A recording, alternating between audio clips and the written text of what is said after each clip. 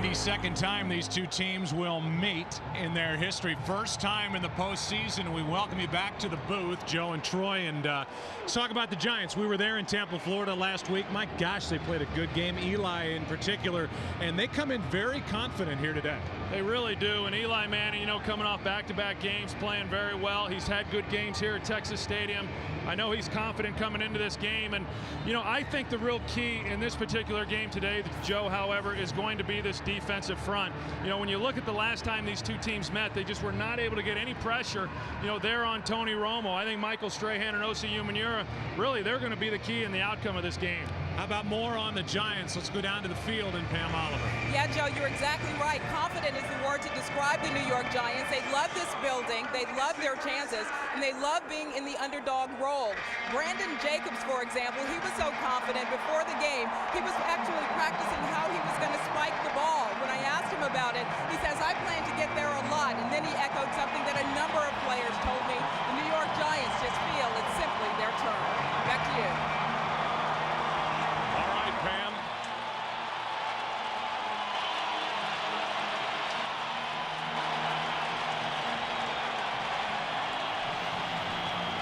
Giants will start with a football. And if Eli Manning told us yesterday that it's easy to communicate in this stadium, I don't think he will have ever been tested the way he's about to be tested communicating to his offense when he's out on the field there today. Yeah, I can tell you from experience, Joe, the atmosphere is a little different here at Texas Stadium for a playoff game from what it is in a regular season. Dominic Hickson waiting for it for the Giants from outside his own end zone. Fakes a reverse. Hickson tripped up at the 20, and he falls forward to the 23. Kevin Burnett on the stop.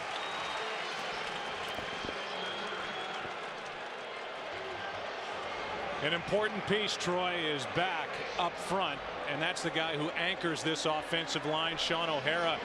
When we talked to Greg Williams, the defensive coordinator of the Redskins, he said the way we like to pressure Eli Manning is right up in his face, right up the middle, and get him backpedaling. Well, Sean O'Hara is going to be an important guy because when you look at Dallas and what they're able to do off the edge with Greg Ellis, DeMarcus Ware, you've got to give Eli Manning a place to step up.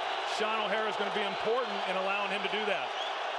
Brandon Jacobs gets it, cuts back a bit. Aiken Adele on the stop. He needed help, and a pickup of 5. We look at the defense, and it has been a banner year for Jay Ratliff, the nose tackle who took over for Jason Ferguson, who was lost in week 1 against the Giants. Tank Johnson, an addition up there. And then the guy you really highlight is DeMarcus Ware, about as good as there is in the game. Yeah, he has had some awfully good games, and you know, he's got such great speed and power coming off the edge.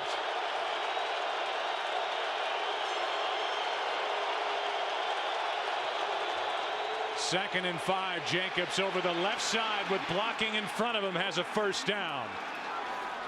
Wrestled down by Greg Ellis, a gain of 9. So 2 carries for Jacobs, 14 yards to start his day. Yeah, you think back to last week, Dave Deal, the left tackle, because they were playing there in Tampa, Florida, not accustomed to the humidity that they experienced there, and he had to come out of that game, had some IV bags that were having to, you know, get some fluid into him to keep from cramping. You know, he's going to be important. He did a nice job on that last play, securing the edge, and then allowing Brandon Jacobs to get outside. First down.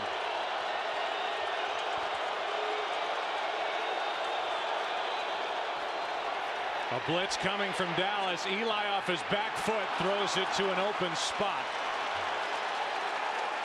Amani Toomer the closest to it, and there they had Eli Manning backpedaling and just floated one out there off his back foot. Yeah, he had to turn that one loose before he wanted to. The pressure comes in the middle, and he didn't trust that it was going to get picked up. You know, you see there at the last minute, he gets rid of the football, and there was no receiver in the area. They actually could have called him for intentional grounding if they had wanted to, because he did not get outside the tackle box.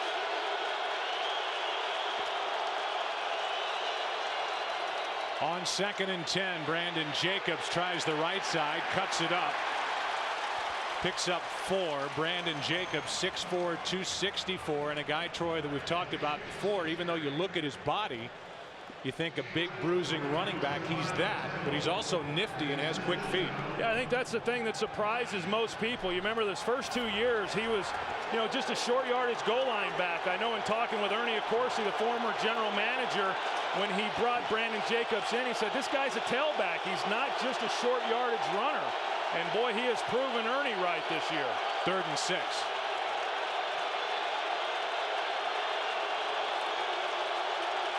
First 3rd down for the Giants.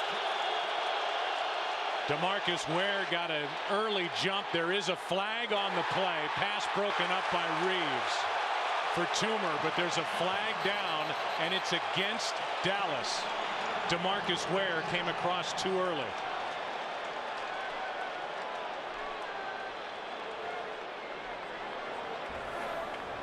You're going to see DeMarcus Ware right here. He's trying to anticipate the snap count. Number 94, defense. 5-yard penalty remains.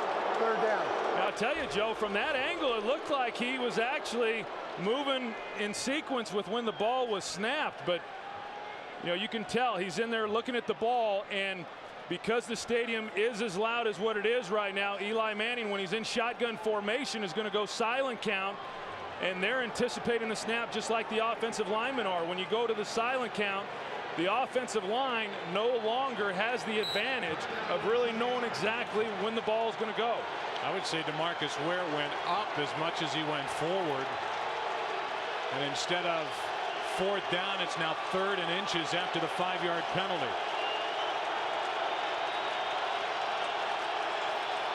Manning keeps it. And it just depends on the spot. We say that weekend after weekend, but it looked like Manning got forward a couple of inches, then was stood up. Second effort may have picked it up. And it looks with where they marked the football, like by the very nose of the football, he may have gotten enough. But if he did, it's going to be by an inch.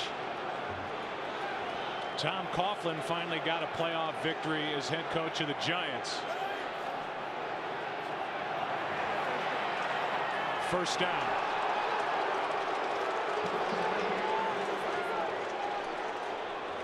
For Tom Coughlin, Troy, and the Giants, we were there in week 3 when they were playing at Washington. They had lost the first 2 here in Dallas, got throttled at home by Green Bay. They were down at the half to the Redskins. Pitched a shutout in the second half, won that game, and then went on to win 5 more in a row. Yeah, I think you look back at that Washington game. I mean, that win, as improbable as it looked, really saved their season. Manning fires and finds a wide open Amani Toomer, who stays on his feet down the sideline. No penalty flags, touchdown.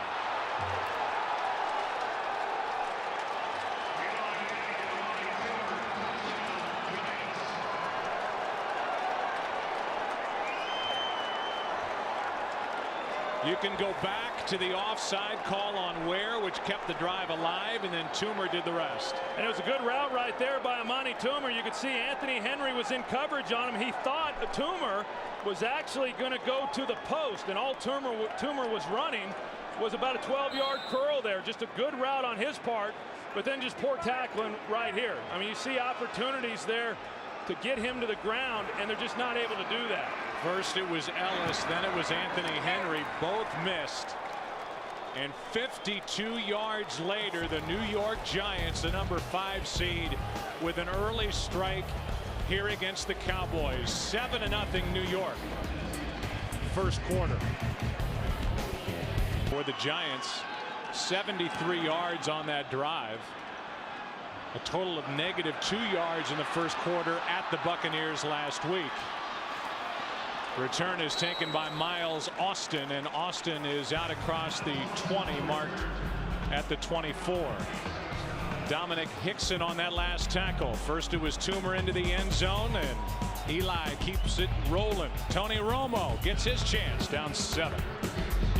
Eli Manning, a winner last week, has a 52-yard touchdown throw to Amani Toomer, and now starting at their own 23 are the Cowboys, down 7. Marion Barber gets the start today, and a penalty flag comes in as Barber lost the football. Tony Romo comes up with a fumble. It looked like there may have been a face mask on the tackle, by Kavika Mitchell.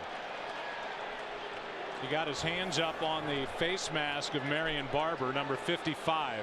Yeah, that's exactly right, and that's going to be the 15-yard variety as well when you see him turn and he didn't let go.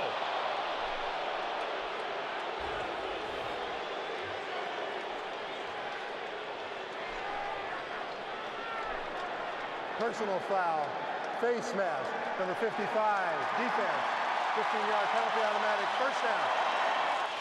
So Mitchell, who didn't start, got limited action last week with his sprained left knee, is guilty of the 15-yard foul, and that moves the ball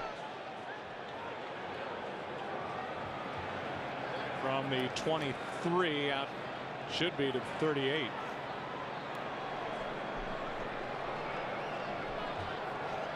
And you look at the backs and receivers. How about the start today from Marion Barber? Odd that they would pick today to make him start for the first time. Well, it is, considering that he has not started all season, as you said, Joe. But you know, this is a running game that has been struggling here over the last 3 weeks, and you know, they want to inject a little life into this offense. And we all know that when Marion Barber gets in the game, you know, he just brings some excitement, some enthusiasm to this team. And they said, hey, let's start the game off with that and see if we can't put our playmakers on the field right from the beginning. These guys are having a tough time figuring out where to put the ball down. Should be right there where Pete Morelli is pointing at the 38. Now they move it out across the 40, so they'll tack it on from the spot where Barber was fouled on that face mask, and they move it out to the 43. How about that? 2008 postseason, the teams that have scored first are 1-6. Giants show the blitz early and still come. First throw is through the hands of Terrell Owens. Owens had a franchise record 15 touchdowns during the regular season. He's an all-pro, 81 catches, over 1,300 yards, fifth best total in the NFL despite missing over a game and a half after that injury at Carolina. Well, he's such a big weapon, as we all know, for this team, and if he's not able to influence this defense, whether it's by him being able to make plays or by him attracting double coverage, it profoundly changes the dynamic and the look of this offensive unit for Dallas. Marion Barber tries the left side. Giants defense strings it out. Barber gets back to the line of scrimmage.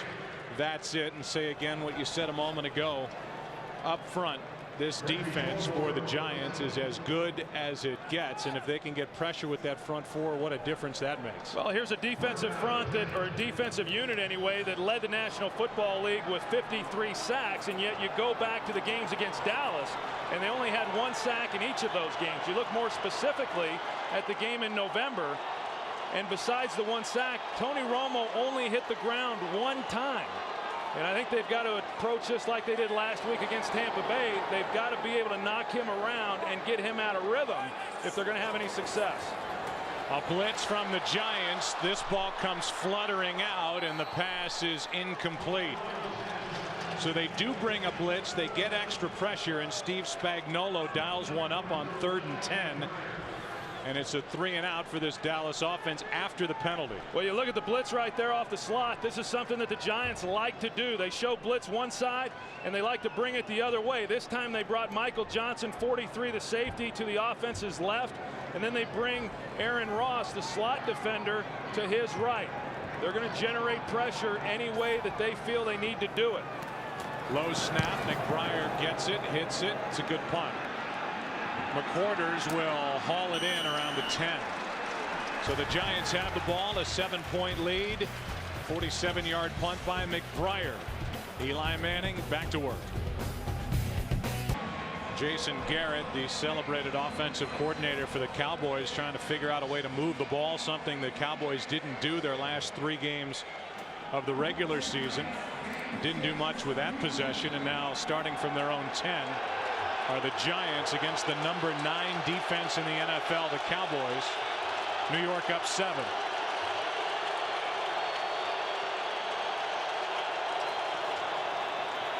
Manning to start with a throw and hits Toomer again.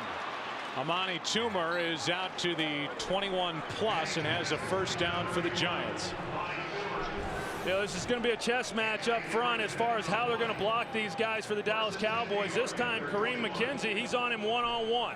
He does a pretty good job. He forces DeMarcus Ware to go wide, which then allows Eli Manning to step up into the pocket. Now on the outside, Amani Toomer one-on-one on Anthony Henry. They've gotten a couple plays. They got the touchdown on that same throw and get a big gain on that play.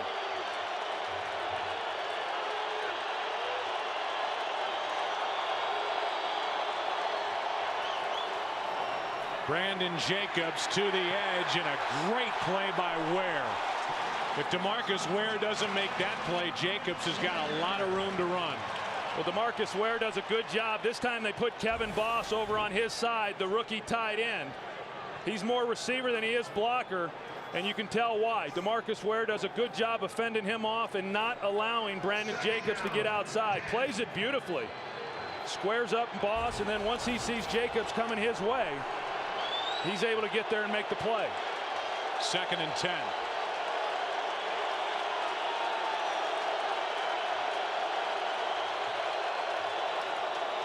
Jacobs gets it right up the middle. Down to the 30, where he's a yard shy of a first down. Picked up 9. Brady James on the tackle for Dallas. You know, Brandon Jacobs last week, Joe, he was limited in his playing time. They brought in Ahmad Bradshaw. He's been battling a little bit of an injury there to his thighs. You can see those big old thigh pads that he's wearing, bigger than what most backs would wear. And the reason that he wears them is because he's such a big guy. Here he is, 6'4", 265 pounds. He runs upright, and so most of the hits that he takes are down in that thigh area. Bradshaw is the tailback. Hedgecock, the fullback, the only one left, and a quick throw out to Ahmad Bradshaw. Fights his way for a first down, where he is dragged out of bounds. He made the play, ran through the tackle of Roy Williams, and picks up 6.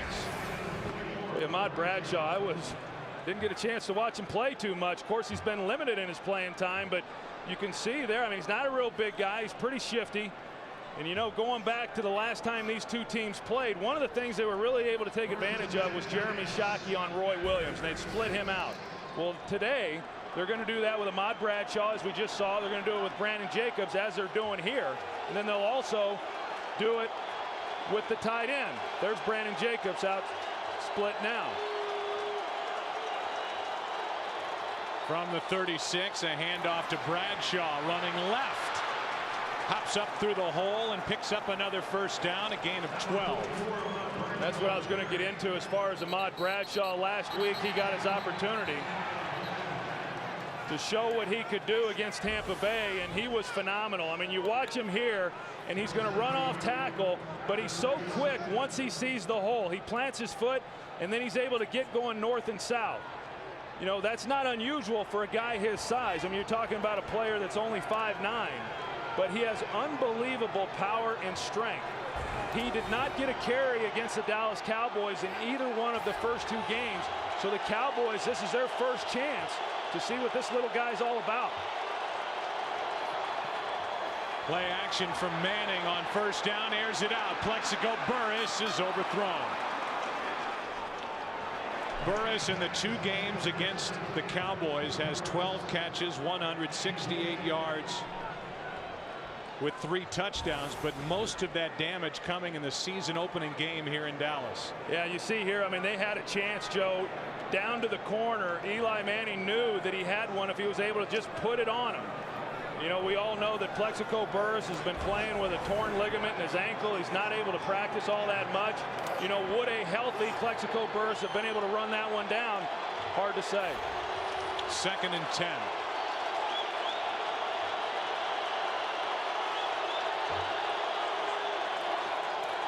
Bradshaw gets it, cuts it up. Ahmad Bradshaw to the 45-yard line of the Cowboys, 2 yards shy of a first down. You look at Ahmad Bradshaw, and he's a lot like Tiki Barber. The makeup of this running game changed a little bit when Brandon Jacobs became the guy. But I know all those years with Tiki Barber, the offensive line really was not asked to move people out. I mean, just get a body on a body and let Tiki Barber find the hole. Ahmad Bradshaw's a little bit like that with his niftiness and his ability to make people miss. You know, he can make average blocks look pretty doggone effective. 3rd down and 2. They hand it to Bradshaw, and Bradshaw looks short of 1st down yardage. And now Tom Coughlin's going to be faced with his first big decision here, and it's no decision at all. He's going to punt. Well, that last quarterback sneak, which led to the touchdown, Eli Manning got the 1st down by inches, then connected with Toomer on a 52-yard touchdown throw and run, and now Fiegels comes on. This is his strong suit. Jeff Fiegels is the best ever at this particular skill, downing the ball inside the 20. Patrick Creighton is waiting for it. Fiegels does not want Creighton to touch it.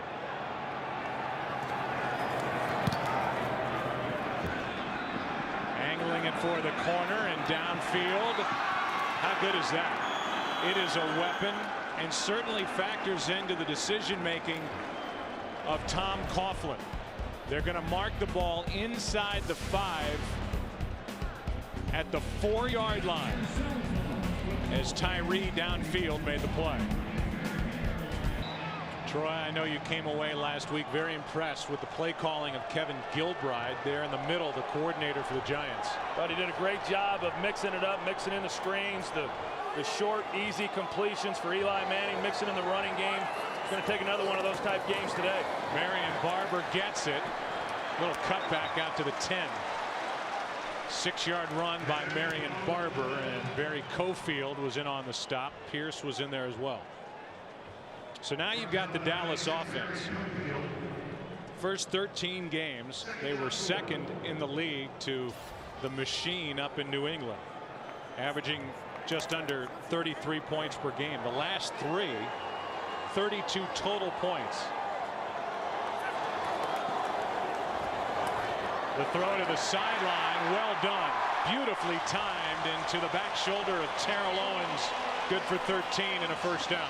Tell you what, and they're singling him up too. Corey Webster, who did such a nice job last week against Joey Galloway. He's one-on-one with Terrell Owens, and you know, they run that back shoulder fade that we see so much of. I mean, Terrell Owens, until he proves otherwise, you have to respect his speed. And you come into the game, even though he's got the high ankle sprain, assuming that he's going to be able to run. And so Corey Webster has to respect that. And in so doing, it does give them the ability then to hit the back shoulder fade as they just did. We were there at practice. He looked perfectly fine running around. In fact, Romo said he thought he'd be 100%. Creighton gets in. What a good tackle by the rookie Ross. A loss of 3 on the play as Aaron Ross, who's from Tyler, Texas, came up to make the stop. Yeah, and this young guy has had a heck of a rookie season. I mean, he's able to get by Fasano there and then tackle Patrick Creighton. Just a good job in the open field. I mean, he's just one of many rookies who have had an impact for this Giants team. I mean, you think back to last week, Ahmad Bradshaw, you know, Steve Smith, and you know, and then him, of course, on the defensive side, Kevin Boss there at tight end. Great contributions by some young players this year. 2nd and 13. Barber gets it. Breaks free. Marion Barber into Giant territory. 36 yards.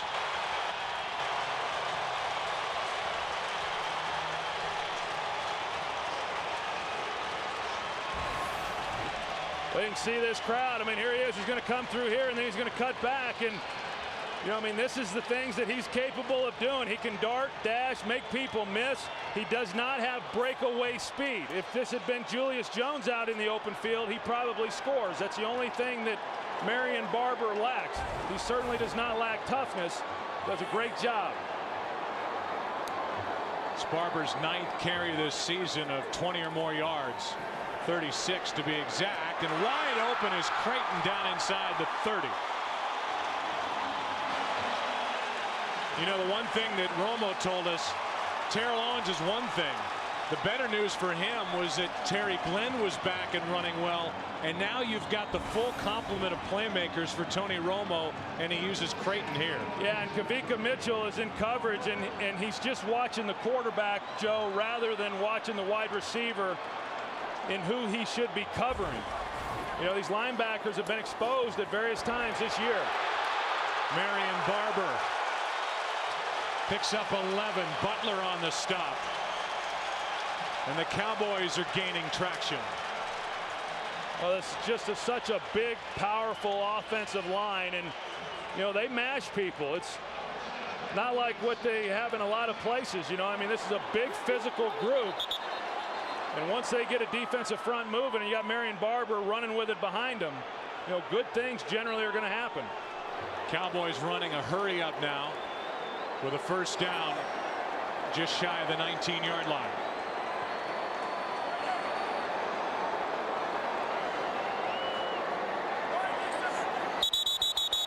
First and 15. False start. Number 75 offense. 5-yard penalty, still first down. Under a minute to go in the first quarter here at Texas Stadium. First and 15. Marion Barber again bouncing it. Blocking on the outside from Terrell Owens. First and goal.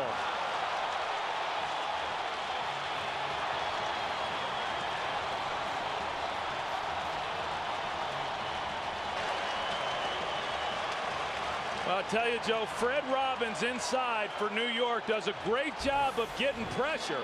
I mean, he comes off the ball and he motors everybody in the backfield, but because of that, Marion Barber has to bounce it to the outside, and then there was no containment. Jabril Wilson was the guy who has to be there to turn that play back inside. And then great blocking by Terrell Owens downfield to set up first and goal. Barber again. And this time well played defensively by the Giants. Strahan, who was not in on that 20-yard run by Barber to set up first and goal, in on that stop. Giants struck first. They lead 7-0. Cowboys knocking on the door. Second quarter after this. Second quarter, second and goal from the 5. 7-0 Giants on top. Marion Barber 5 carries, 72 yards on this drive.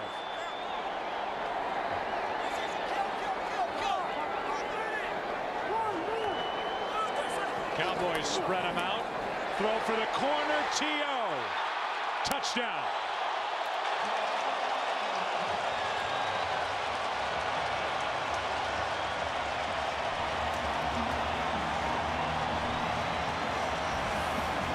Well, Corey Webster was trying to say that his feet were not in bounds. Take a look. Got the ball, and it looked to me like he had both of them down. It's just a matter of when he had possession of the ball. It looked like he had possession and had both feet in the end zone.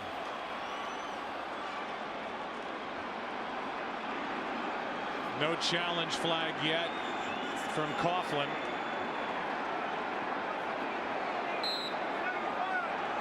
Strahan's talking to Coughlin, and Coughlin's going to throw the flag now. Strahan was in the left ear of Tom Coughlin. And they will challenge the call. New York is challenging the ruling on the field. He has it there, and then both feet are down. I think this is going to be a pretty easy one to call. I agree. Has it, left, right, little tap tap, but a challenge right out of the sock and onto the field. Challenged by the Giants.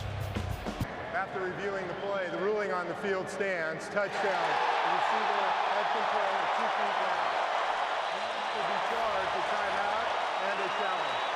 High left ankle sprain or not, it is obvious by now that Terrell Owens is much more than a decoy. He is back and feeling good. Yeah, and the Giants expected that coming in, and they wanted to get physical with him at the line of scrimmage, and Corey Webster tried on that last play, which is why Terrell was as open as he was. Terrell Owens had a big hand setting up the touchdown as well, blocking for Marion Barber. The catch, tap tap, TD for T.O. A souvenir for that kid, and Strahan Nah, whatever. 7-7. Peeking down through the hole in the top of Texas Stadium. Dominic Hickson from just inside the 5. Good return by Hickson, who hits a wall at the 30. Forward to the 32, and we will welcome you inside the booth. And so far so good. I think both you and I expected a good game, and with the Giants scoring first here today, the Cowboys just answering, it looks like that's what we're going to get. Yeah, and that's usually what we do get when it comes down to these two teams. And you know, it's interesting, you come into the game and you start thinking about Terrell Owens and what do we have to do to slow him down. Is he healthy? A lot of focus on him. Obviously he got the touchdown, but right now Marion Barber has been the guy that they need to reassess this thing and figure out how they're going to slow him down. Yeah, and on the other side, it's Ahmad Bradshaw, who has looked better than Brandon Jacobs here in the early going. Jacobs back in there. Quick setup and throw. Burris has his first. Picks up 5. Anthony Henry out there defending, and if you ask Eli Manning, he'll tell you that Anthony Henry really has given Plexico Burris more trouble, even dating back to their time in the AFC when Henry was with Cleveland and Burris with the Steelers, as opposed to Newman, who's really considered one of the few shutdown corners in the league. Yeah, Terrence Newman, a Pro Bowl player this year, and I think that in this game, Joe, Anthony Henry, you know, he tends to play the bigger receivers a lot better. Obviously, Plexico Burris, one of the biggest receivers in the NFL. 2nd and 5, and Brandon Jacobs can't get around Spencer. The rookie and the first-round pick out of Purdue made that play, no gain.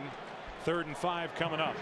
Well, pretty good job by the defensive ends up front too. You know, as far as the linebackers, obviously in the 3-4 are the ones that are going to get all the attention, and they're the guys who have to be the playmakers when you run that type of scheme. But in run defense, you need guys like Marcus Spears, who was able to hold ground on that last play.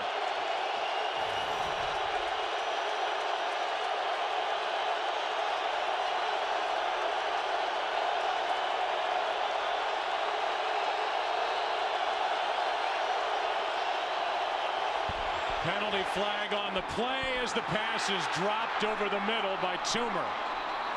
It's an incomplete pass, but it looked like the Cowboys may have come across early. We'll see if they were drawn off. If this one is against Dallas, it's a 5-yard penalty. It was 3rd and 5. Offside, number 98 defense. 5-yard penalty result of the penalty result. The first down. Really looked, Troy, like Ellis was trying to time the play by the play clock because it was about at 0. Yeah, and because of where the play clock is, I mean, you can tell when the ball has to be snapped because of that, and that's why they're trying to get the jump and feel that they're capable of. I mean, we see Eli run the play clock down a lot of times, right down to 1 just before it hits 0. That gives an advantage to the defensive front.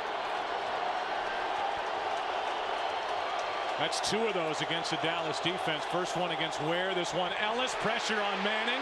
Steps up. Tripped up from behind by Aiken Adele. A gain of 2, however, so no sack. Well, I mean, it didn't look real good, but at least he avoided the sack. I mean, you're going to see Brandon Jacobs. They bring the linebackers on a twist, and Aiken Adele looked like he tackled him right there. And then Eli Manning, not realizing that Aiken Adele was chasing him from behind, you know, really kind of fortunate that Adele had to go low. He might have been able to strip the ball from Eli's hand.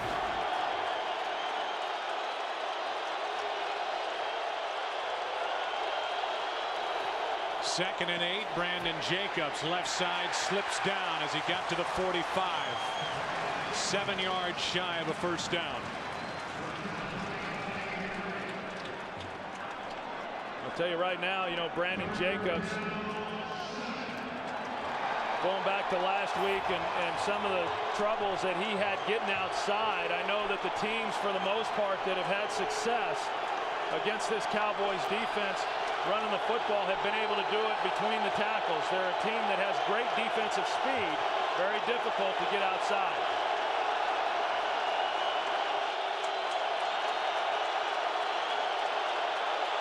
3rd down and 7.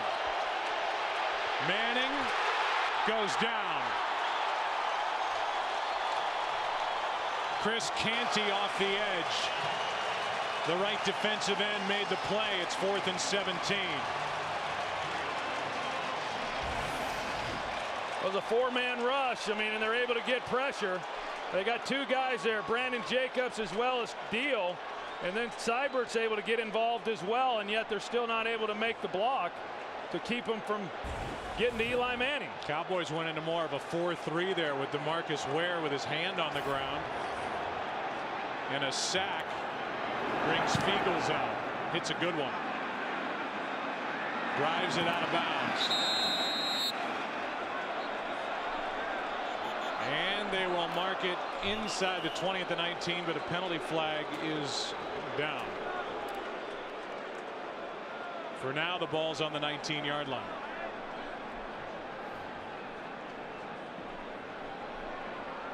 And it's a hold.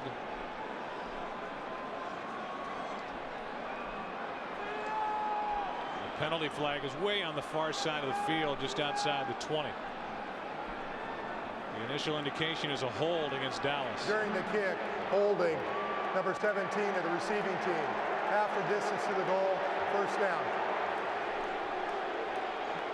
Well, that's Sam Hurd. Eli Manning now back to the sideline as Tony Romo heads to the field in a 7-7 game.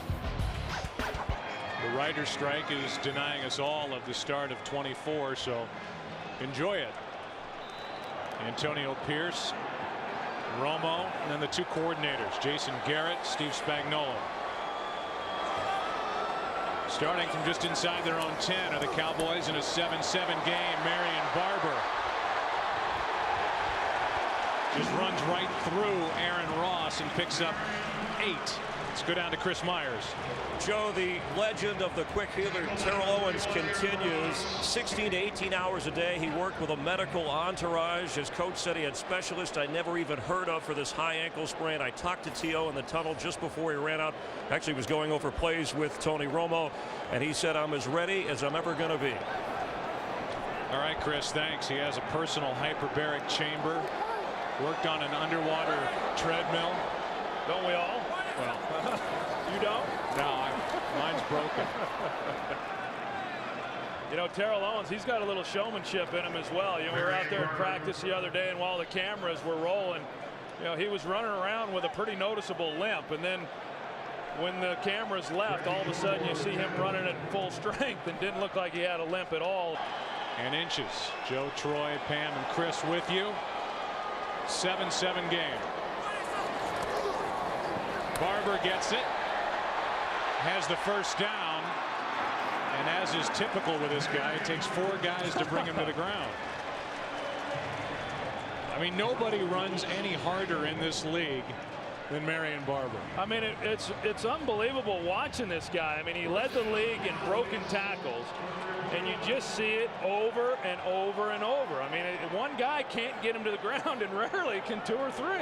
Aaron Ross is back on the field for the Giants. 1st down, Dallas. Word is he had a burner. It's word from the sideline. Romo making a play. Slides forward. Got a hit on the end of it. Gerard didn't like it. Trying to protect his quarterback. Antonio Pierce got down on top of Tony Romo after he gave himself up with a slide, and the play was good for 6 yards. Well, and that's so frustrating for a defense when you finally are able to get pressure, and then the quarterback able to find a hole in that lane, as we see Antonio Pierce. I didn't think anything of it as far as when he came in and went down on Tony Romo. Tony gave himself up. I didn't think it was a violent hit, but offensive linemen, as they should do, are always quick to defend their quarterback. Julius Jones now in at tailback. Lost his starting job today, and Jones takes it up just shy of the 30, about 1.5 yards short of a 1st down. NFC Championship game is next Sunday in the late. Well, it was great to watch the way his game started and the way he finished it. Congratulations to Ryan Grant, Brett Favre, and the rest of that Packer organization. Witten looked like he didn't know what he was doing as he went in motion. He was confused. Timeout, Dallas. And because First of it, team timeout. Dallas has to take a timeout. It'll be 3rd down and 1.5 yards when we come back. Tied at 7 at Texas Stadium.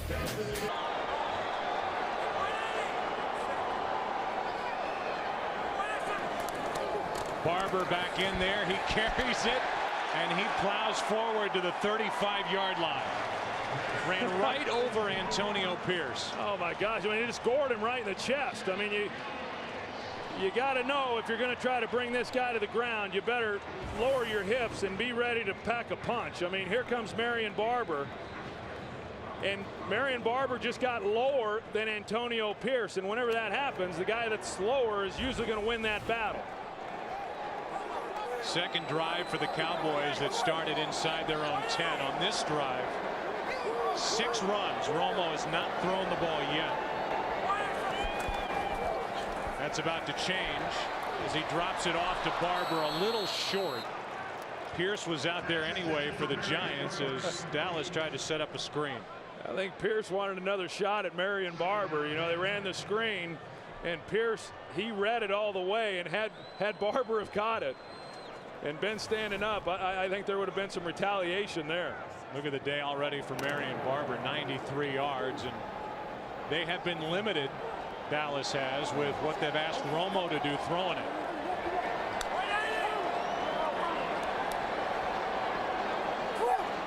Terrell Owens and Corey Webster locked up. Barber. Kavika Mitchell absorbed the hit. A gain of 2. 3rd and long coming up. You know, even on that with Kavika Mitchell, you can tell, I mean, you have to go after this guy, because when you just stand there and wait, I mean, maybe it just takes some time to realize just how powerful Marion Barber is when he has the ball in his hands. But right there, I mean, you called it, Joe. I mean, Marion Barber, it is rare, highly unlikely to see him go backwards. Usually when he makes contact, he's moving forward, and that's been the case throughout this game so far. 3rd down and 8.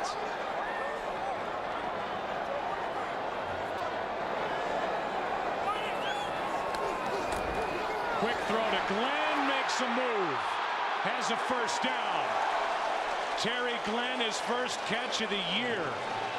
2 separate procedures done on his right knee. Troy, they were able to keep him on the roster all year. Got into the final game at Washington for a few snaps, but he's a big weapon that the Cowboys have back.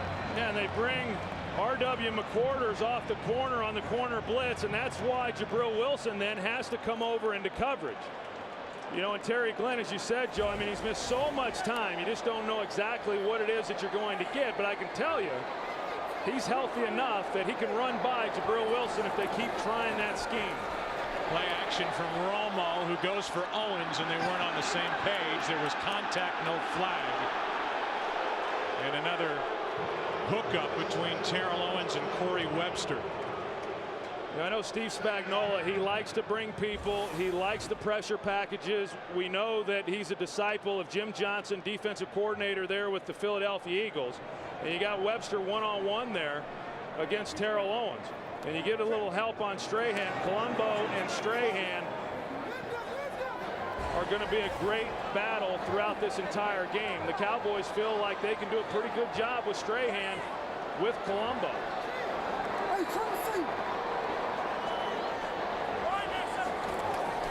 2nd and 10, a handoff to Barber. Barber inside Giant territory. Troy, we talked to Tony Sperano, who's the offensive line coach and a hot candidate for the head coaching spot next year. Hear his name linked with Miami a lot.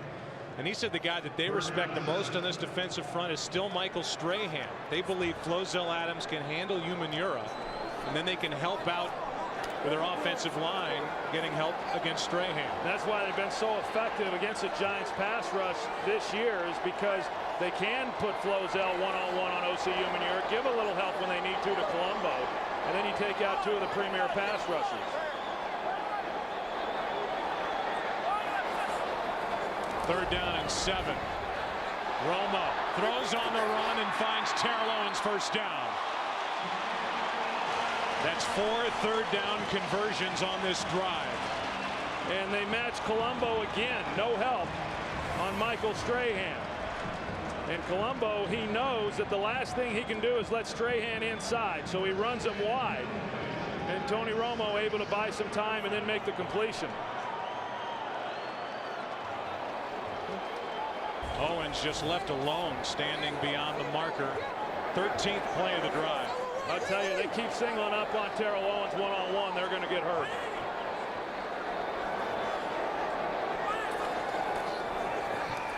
Play action from Romo. Cowboys start to open it up. The receiver had fallen down. That was Glenn, and Webster had an interception land right in his lap, and he dropped it.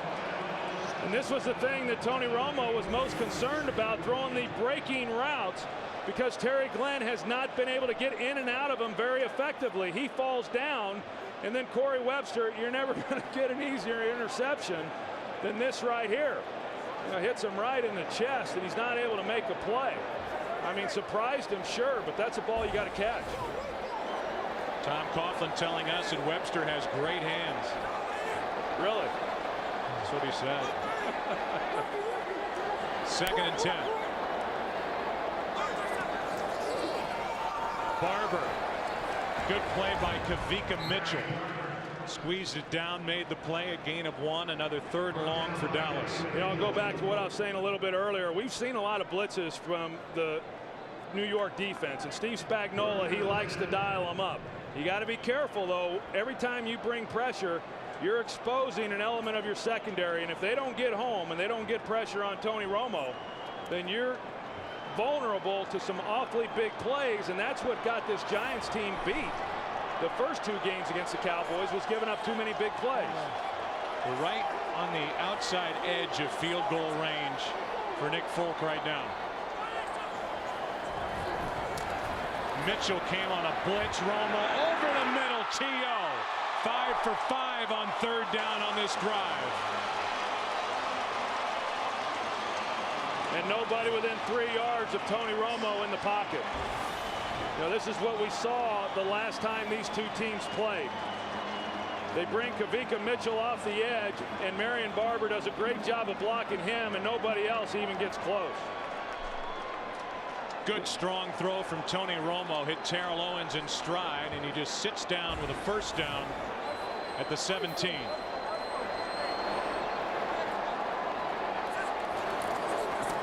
Julius Jones. And like we've seen so many successful teams exhibit over the last couple of years, a good 2-headed approach at running back for the Dallas Cowboys. It's been a lot of Marion Barber, and now Julius Jones gets mixed in.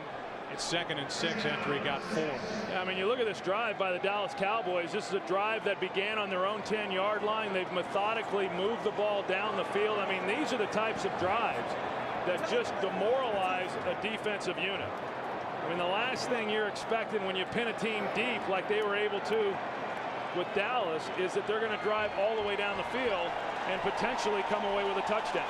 2-minute warning at Texas Stadium. 2nd down and 6 for Dallas when we come back. The ball at the 13-yard line. We're tied at 7. 2nd down for Dallas. 2nd and 6.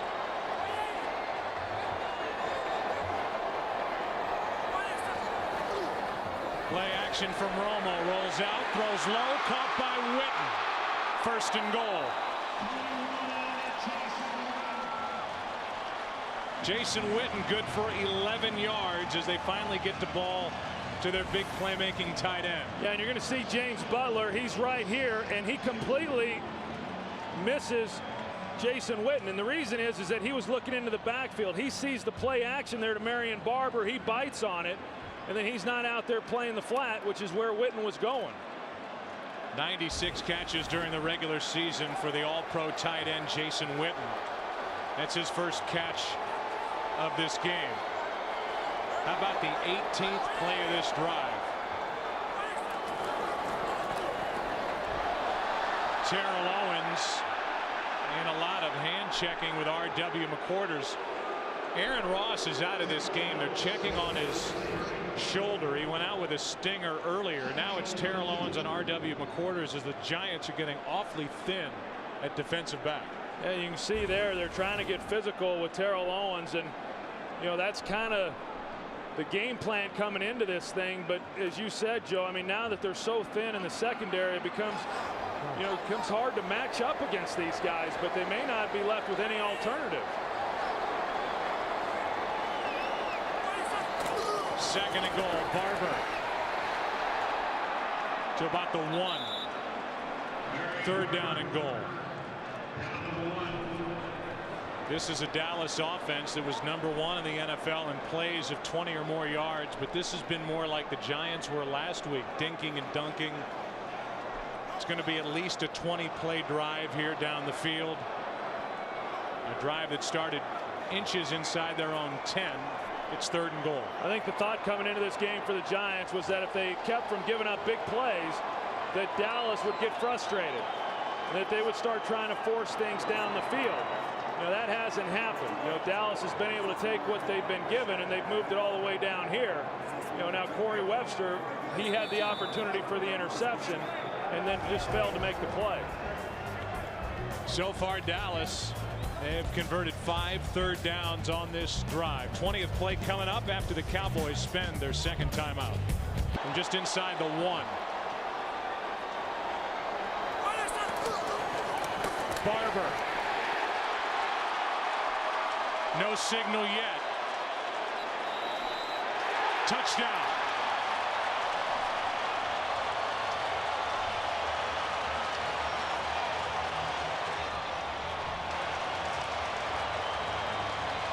Behind that big offensive line, and Marion Barber, who's had a tremendous first half, pounded it in. What a game he's having. I mean, you get an opportunity inside the 1-yard line, get a little bit of movement, and then just let him hit it and see if he can't get across the goal line, which is what he was able to do behind Andre Gerard, Leonard Davis. It's a heck of a drive right there by the Dallas Cowboys. They're going to look at it in a booth review with 53 seconds left in the half.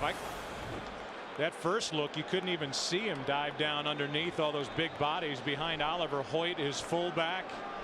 Got hit in the hole and then looked like he crossed the goal line. Yeah, it looks like his waist is even on the goal line. Kavika Mitchell trying to make a play to hold him up, but yeah, clearly in the end zone.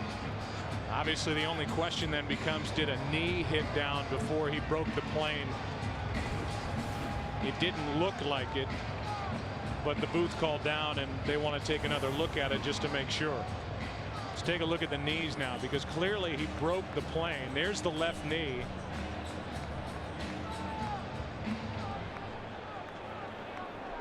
And then it's just a matter of whether they can determine where the ball is relative to the goal line, and that angle there obviously doesn't show it, and I don't know that any angle down the goal line is going to show it because of the bodies. So again, it has to be conclusive evidence to overturn the call on the field, which is touchdown. I don't know that we've seen it, but that left knee by Marion Barber went down. It was very close to the time when the ball broke the plane. Well, and I think what the Cowboys did there on third down, as far as running the play clock down and calling timeout, was very smart on their part. As we take another look at this, knee down there, but you just can't tell where the ball is. But they're on that third down to run the clock down, then call the timeout, taking as much time off the clock so that if they scored or even had to settle for the field goal, they would leave as little time as possible for the Giants. After reviewing the play, the ruling on the field stands. Touchdown. A 20-play drive.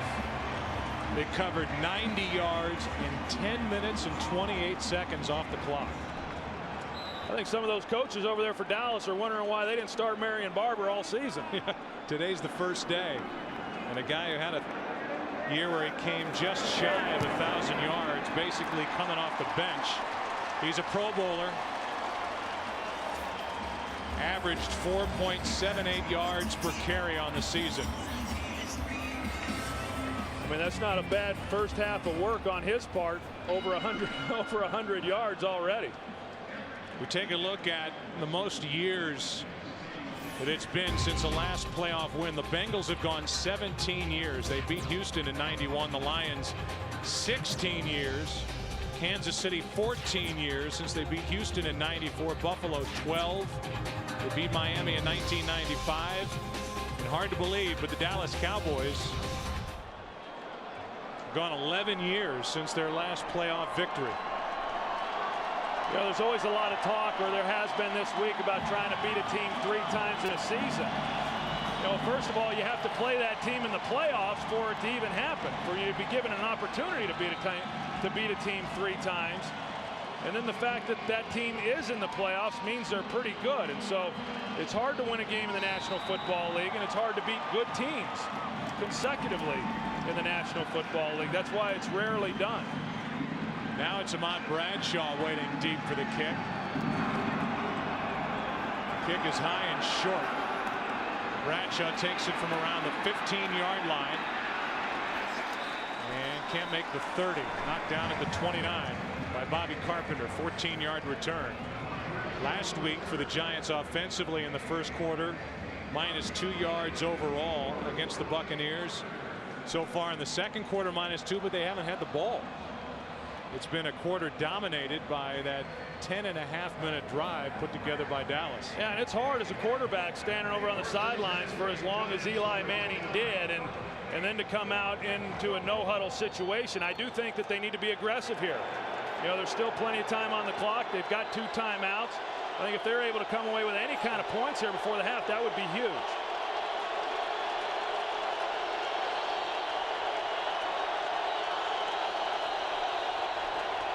Four-man rush, and that ball may have been tipped coming out. It came out funny in the direction of Amani Toomer. 2nd and 10. Yeah, I'm not sure it was, Joe. It looked like he just pulled it right in the ground. I mean, pretty good protection, you know, in the pocket, had a good look at it, and just made a poor throw. 42 seconds left. As Troy said, 2 timeouts remaining for the Giants, who are down by 7.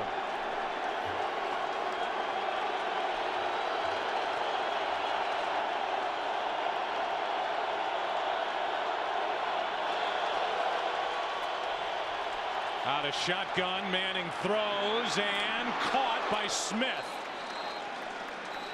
Coverage by Williams and Reeves. Reeves on the stop and the hit, and Steve Smith hung on, a gain of 22. Boy, what a catch there, knowing you're going to have to go up on the sideline and make a play and, you know, keep the ball and not lose it. That's just a nice job on his part. I mean, this young guy, Steve Smith, he missed so many games because of injury and had a nice impact on the game last week. You see there, he's outstretched, knowing he's going to take a hit as soon as he comes down. Just good concentration on his part. Eli took a hit after he let it go, and then had to spend the second time out of the half by the Giants after the completion to Smith. Yeah, that's the one thing. The Giants feel like they can get some plays down the field, but to do that, you've got to have protection so that he can hold the ball. So far, they've harassed him pretty good.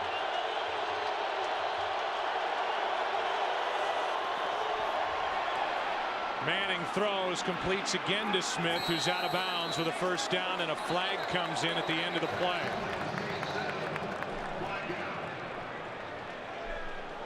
May have been a face mask on the tackle.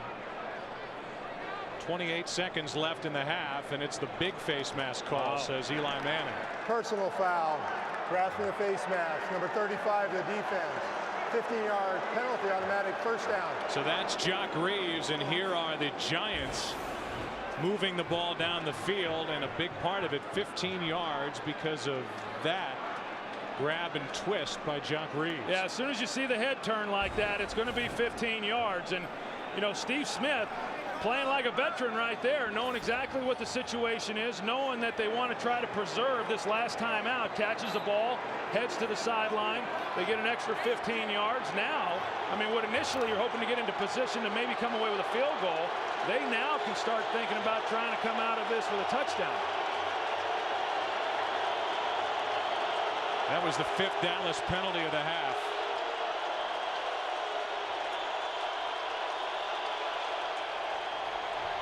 Manning steps up. Avoids the rush, end zone, and out of the reach of Burris.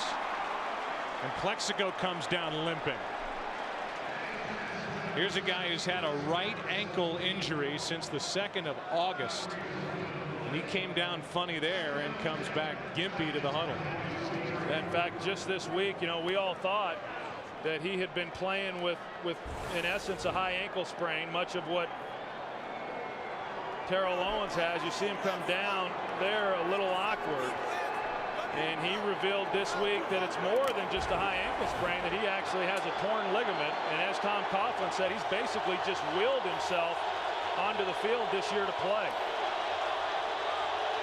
There's Burris, play clock at 1. Manning has it knocked down.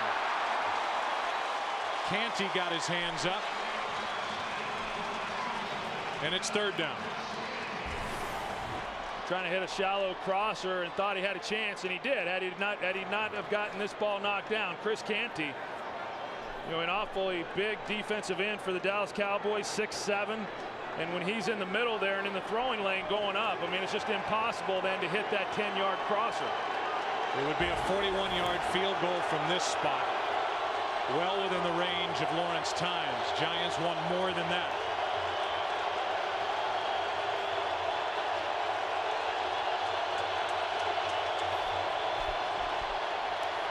Manning with time, throws and completes to Boss.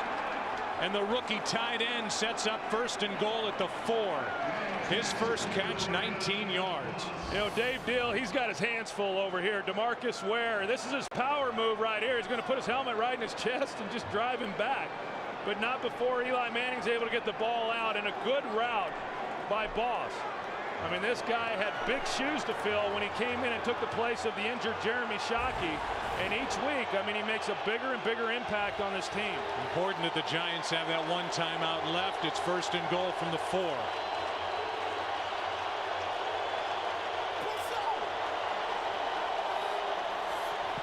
Manning over the middle. Toomer, touchdown, New York. What a drive put together by Manning, and a fight breaks out between Brandon Jacobs and Roy Williams. I tell you what, neither of these teams like each other too much. But I tell you, Joe, that was a great drive right there by the New York Giants, being able to make some plays. 48 seconds on the clock when they got the ball. 2 timeouts. To be able to come away with a touchdown, as I said, you're hoping just for a field goal at that time, but to be able to come out of this with a touchdown and then tie the score if they make this extra point, that was big. Toomer with 7 catches last week, 74 yards and a touchdown against the Buccaneers, and he has come up big again here today. We're tied at 14 with 7 seconds left in the half. For Amani Toomer, his 31st career postseason catch. That is a new Giant record, and it ties the game. Toomer's the guy that Eli Manning just has absolute trust and confidence in. When you talk to Eli and he says, hey, I know where he's going to be, I trust him, he's dependable, he's tough. You know, he went through a period there where he was dropping some balls, but you know, wow, what a game he had last week and what a game he's had here in this first half. 7th career postseason touchdown for Amani Toomer. And the face mask on Jock Reeves helped get the ball down a little closer. But Eli Manning did a great job of moving the ball down the field. And at the end of that touchdown, here's the fight between Roy Williams and Brandon Jacobs. That's pretty good stuff there. And Tom Coughlin's reaction.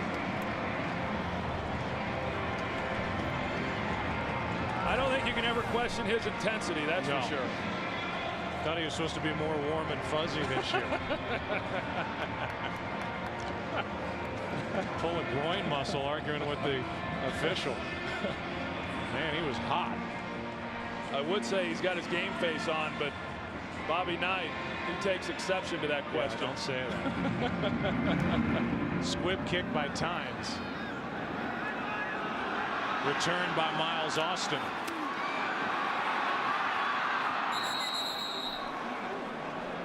and there is 1 second left on the clock. 29-yard return. Blackburn on the stop, and we are 14-14 at the half. Manning, Romo, Giants, Cowboys. This battle within the NFC East. Winner goes to the NFC Championship game. Visa halftime show coming up. Tied at 14 after a half. A good one at Texas Stadium. Lawrence Tynes will kick it away, and the Cowboys will start this second half with the ball.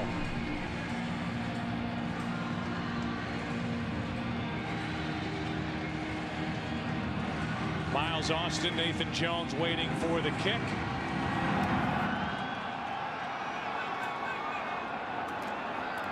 And it's Jones. Nathan Jones crosses the 20. Let's go down to the field and check in with Pam Oliver. Well, Joe, Tom Coughlin was one thing on his mind. He said, we have got to stop the run. Didn't even give me a chance to ask the question. He says, we got to do a better job defensively. Marion Barber on his cutbacks is hurting us. Our guys have to stay in their lane and just be disciplined. Bit of good news for the Giants defensively. Cornerback Aaron Ross, he has a sprained shoulder, but they say he will return. Back to you. All right, they need him. Aaron Ross. Aaron Ross is out there at the moment, but after Ross you get to the veteran R.W. McQuarters. After McQuarters, a guy they just picked up off their practice squad, Jeffrey Pope. Dockery and Madison both inactive for this game.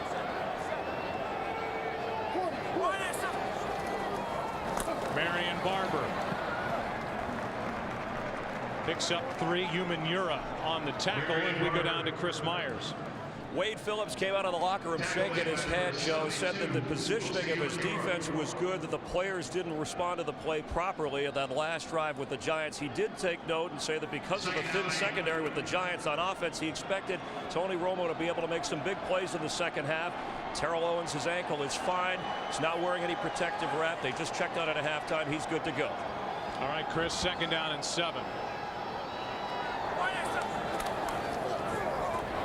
Blitz off the edge. Romo throws and completes to Whit. First down, Dallas. Well, again, the Giants, they bring pressure off the edge. You're going to see right here, and then with that, they play zone behind it. But still, you can see the holes that are afforded. And when you bring pressure, you just have to get home if you're the New York Giants. You cannot allow Jason Witten, Terrell Owens, Patrick Creighton to move around in the secondary when you're exposed because of secondary pressure that's not getting home.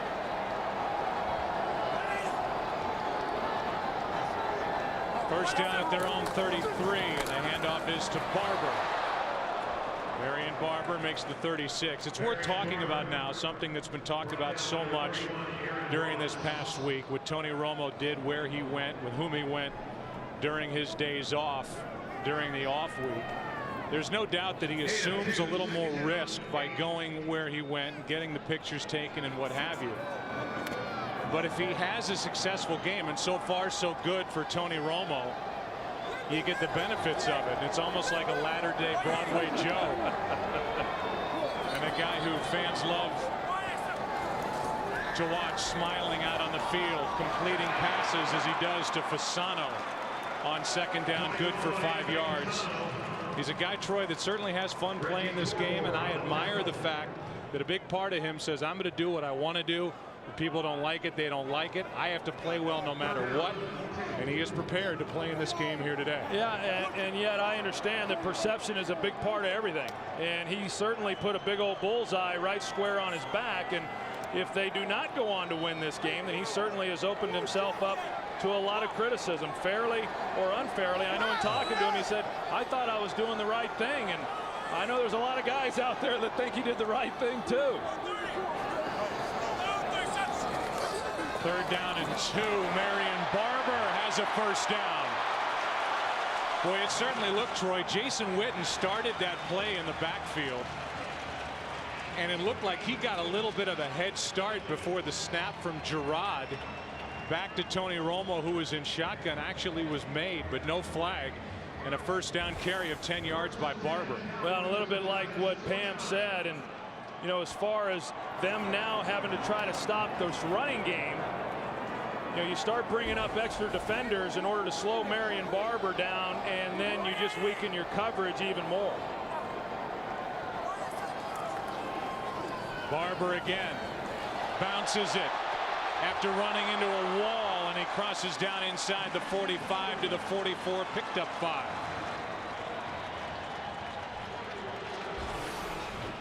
You know, when you get them bottled up, then you still got to get your hands around them. You can see that there are people there to make a play, but nobody's able to actually get a hold of them. Now, there has to be somebody that's holding contained, and that's what they have not done a very good job of. The Giants have not done a very good job of having somebody there so that when they bottle it up inside and Barber has to bounce it, that he's bouncing into a defender. There's been no defender to tackle him. Second and 5. Barber tries the right side, and Reggie Torber got through and made the play. A loss of 2. And so another third down faced by the Cowboys, and a player is down. That's Flozell Adams, who pops up. They stop the clock. You heard the whistle, and we'll see if they're just going to let it play on. Evidently they are. So even with the whistle, Flozell Adams got up quick enough. They let the play continue, and that means Flozell can stay in the game. Doesn't have to come out for injury on 3rd and 7.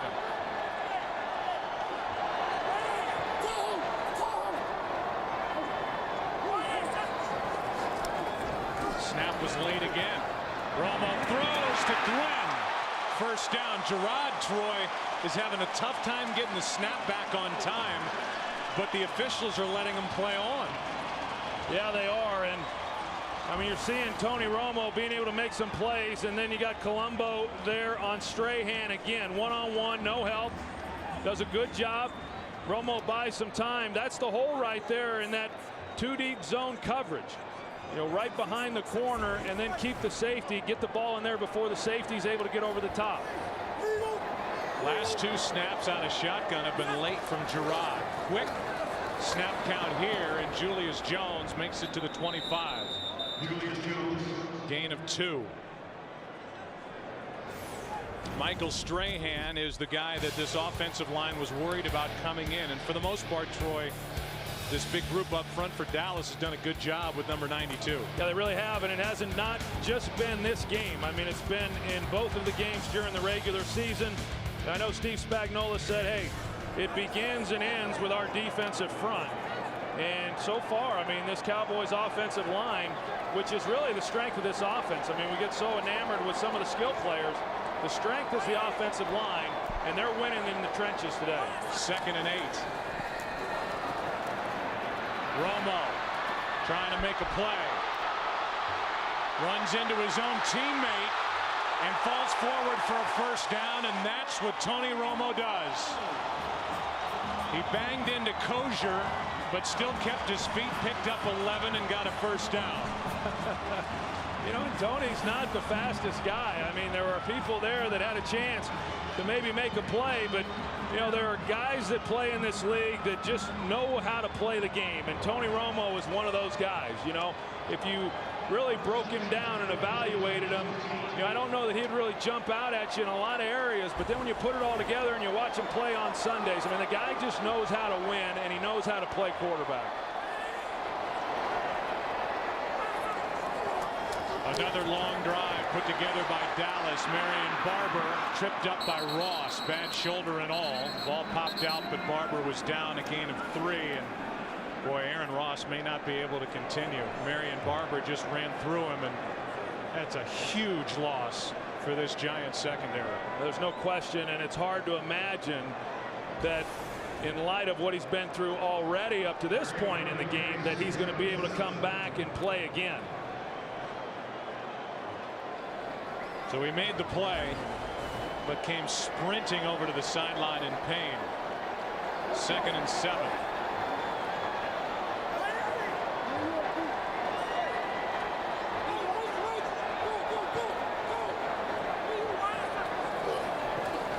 Play action.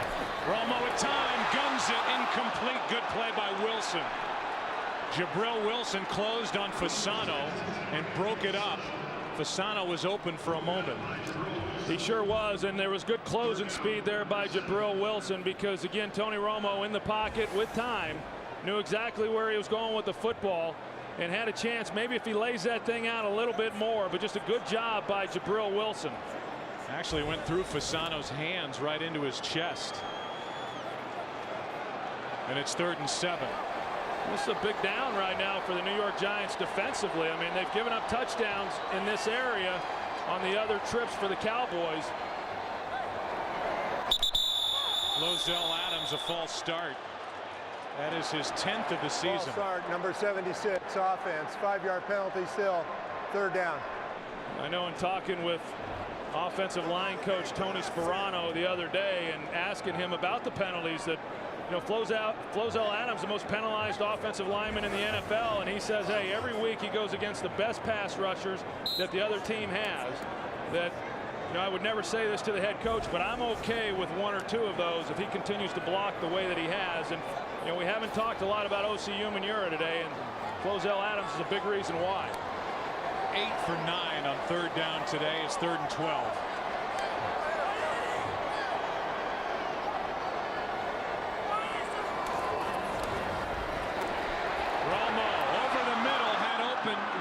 Terrell Owens wide open, but overthrew him, a little behind him. It's 4th down. The field goal unit. Nick Folk, the rookie, will come on and try and break this tie. Well, that's a good job defensively. You wouldn't initially say that, but holding them to a field goal attempt, and they were able to get just a little bit of pressure to where Tony Romo felt like he had to rush it a little bit, and because of that, the ball was high. But he certainly had Terrell Owens open. 34-yard attempt by Nick Folk. The rookie drills it. And it's 17-14 Dallas, the #1 seed. Romo got him down the field. They come away with 3. Went for 14 plays, 62 yards, and they come up with a field goal. Dominic Hickson on the return for the Giants, has blocking out in front of him. And Hickson gives Eli Manning and the Giants great starting field position right at midfield.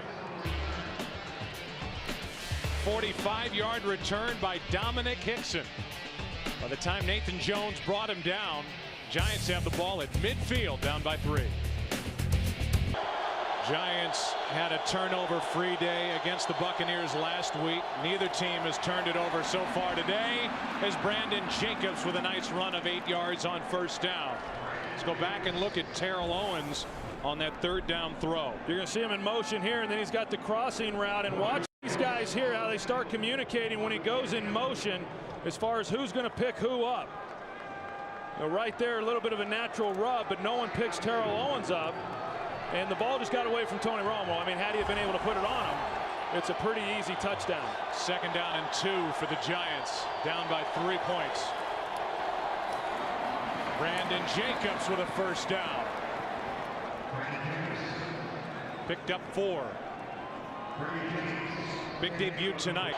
1st down, Giants. They got tight end Kevin Boss out wide again, with Roy Williams across from him.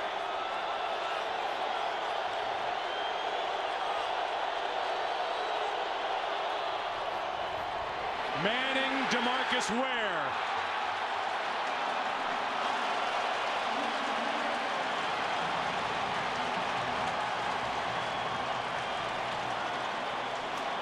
A loss of 9 on that sack. That wasn't even close, Joe. I mean, he's going to be working against Kareem McKenzie, and you can tell McKenzie just can't get out of his stance. And DeMarcus Ware, great athlete, great speed and quickness. It just wasn't even close. They put the tight end there trying to get DeMarcus Ware to line up a little bit wider, which then would afford McKenzie a little bit more time to get into a position to make the block. But it wasn't even a contest. 2nd Cowboys sack of the day.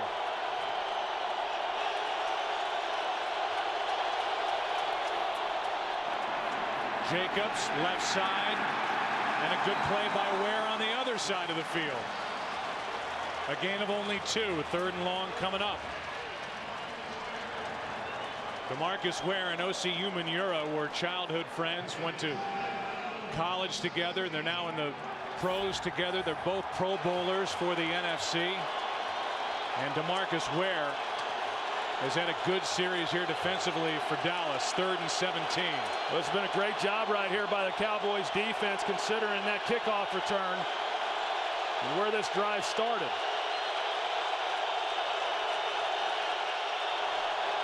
Four-man rush. They set up a screen. Jacobs tripped up. 4th down. Greg Ellis on the tackle. You know, all the Giants were really trying to do, if they can pick up a 1st down, that's great, but they really wanted to try to get into a position where they could attempt a field goal to tie this ball game up.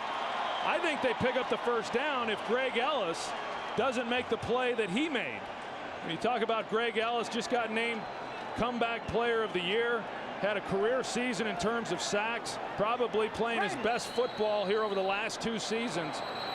It's just been a great leader for this defensive unit all season long.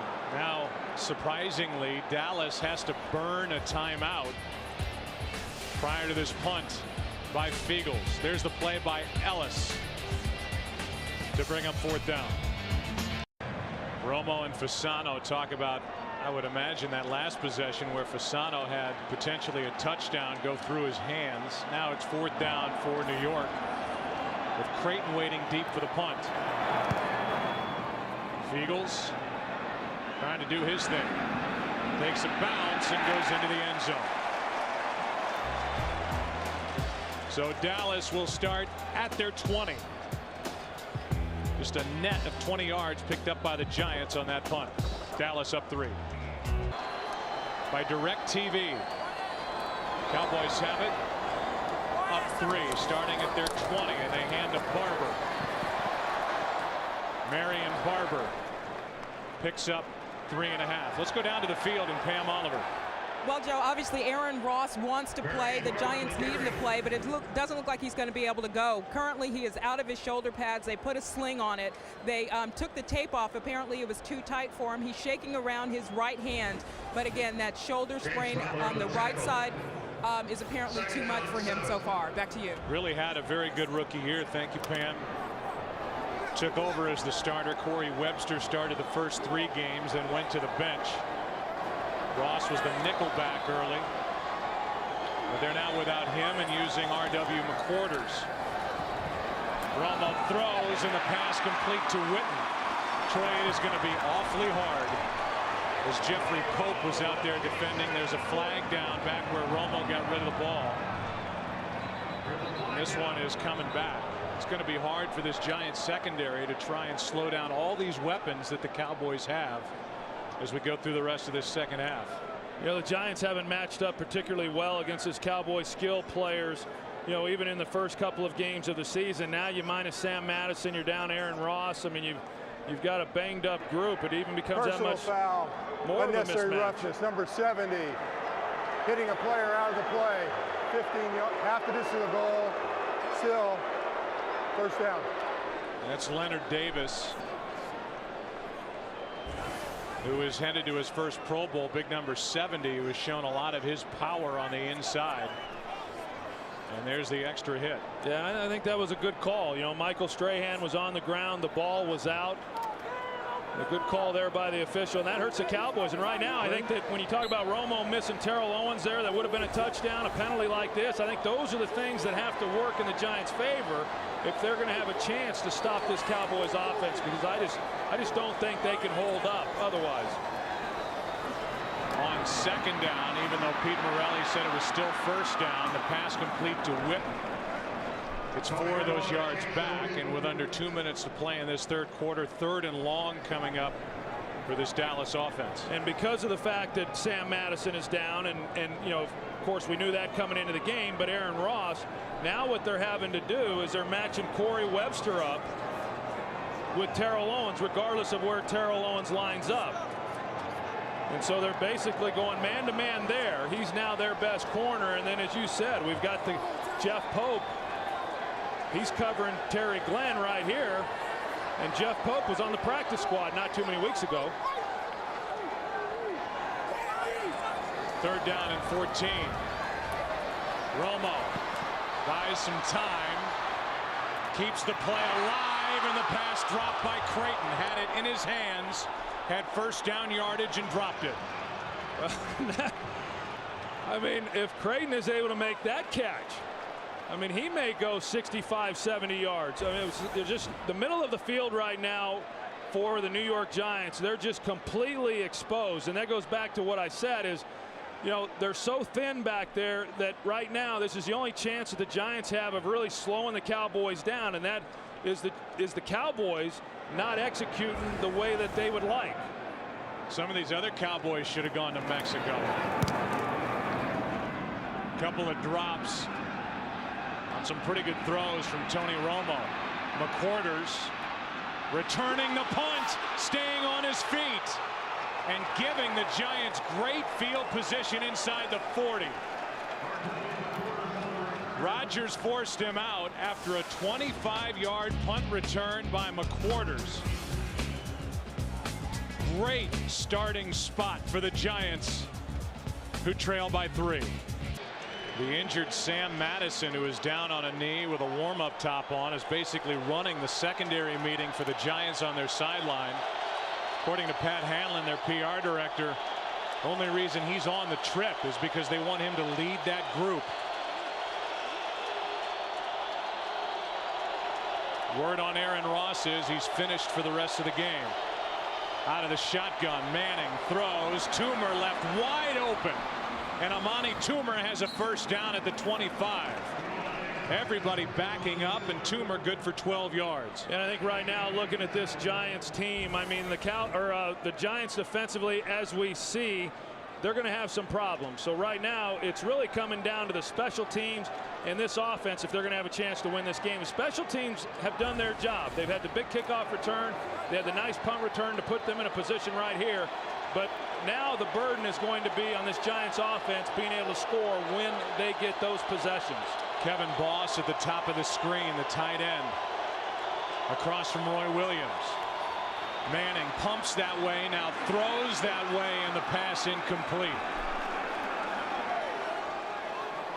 2nd and 10. On Sunday, February 10th, the Sunday after the Super Bowl, the All-Star. You know, Brandon Jacobs has had some nice runs, but Ahmad Bradshaw just seems to give this team a little life. He certainly did last week. They're going to, you know, see if he's able to do that here on this possession. He's not had a carry yet, but he's a guy who can certainly take it the distance if he gets a crease. They have to be able to trust him blocking. Pass is caught and immediately dropped is Smith by Reeves, and that's the end of the 3rd quarter here in Irving, Texas. 17-14. Cowboys lead it. Strahan urging on the offense. Trailed by 3. Back after this from your local Fox station. 3rd down and 6 for the Giants as we start the 4th quarter.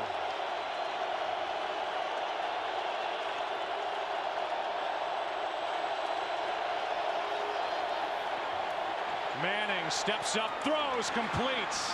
Steve Smith sets up 1st and goal from the 9.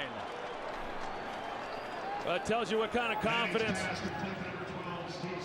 That tells you what kind of confidence Eli Manning has in Steve Smith. And, you know, for a guy who hasn't played, Plexico Burris out here was one-on-one.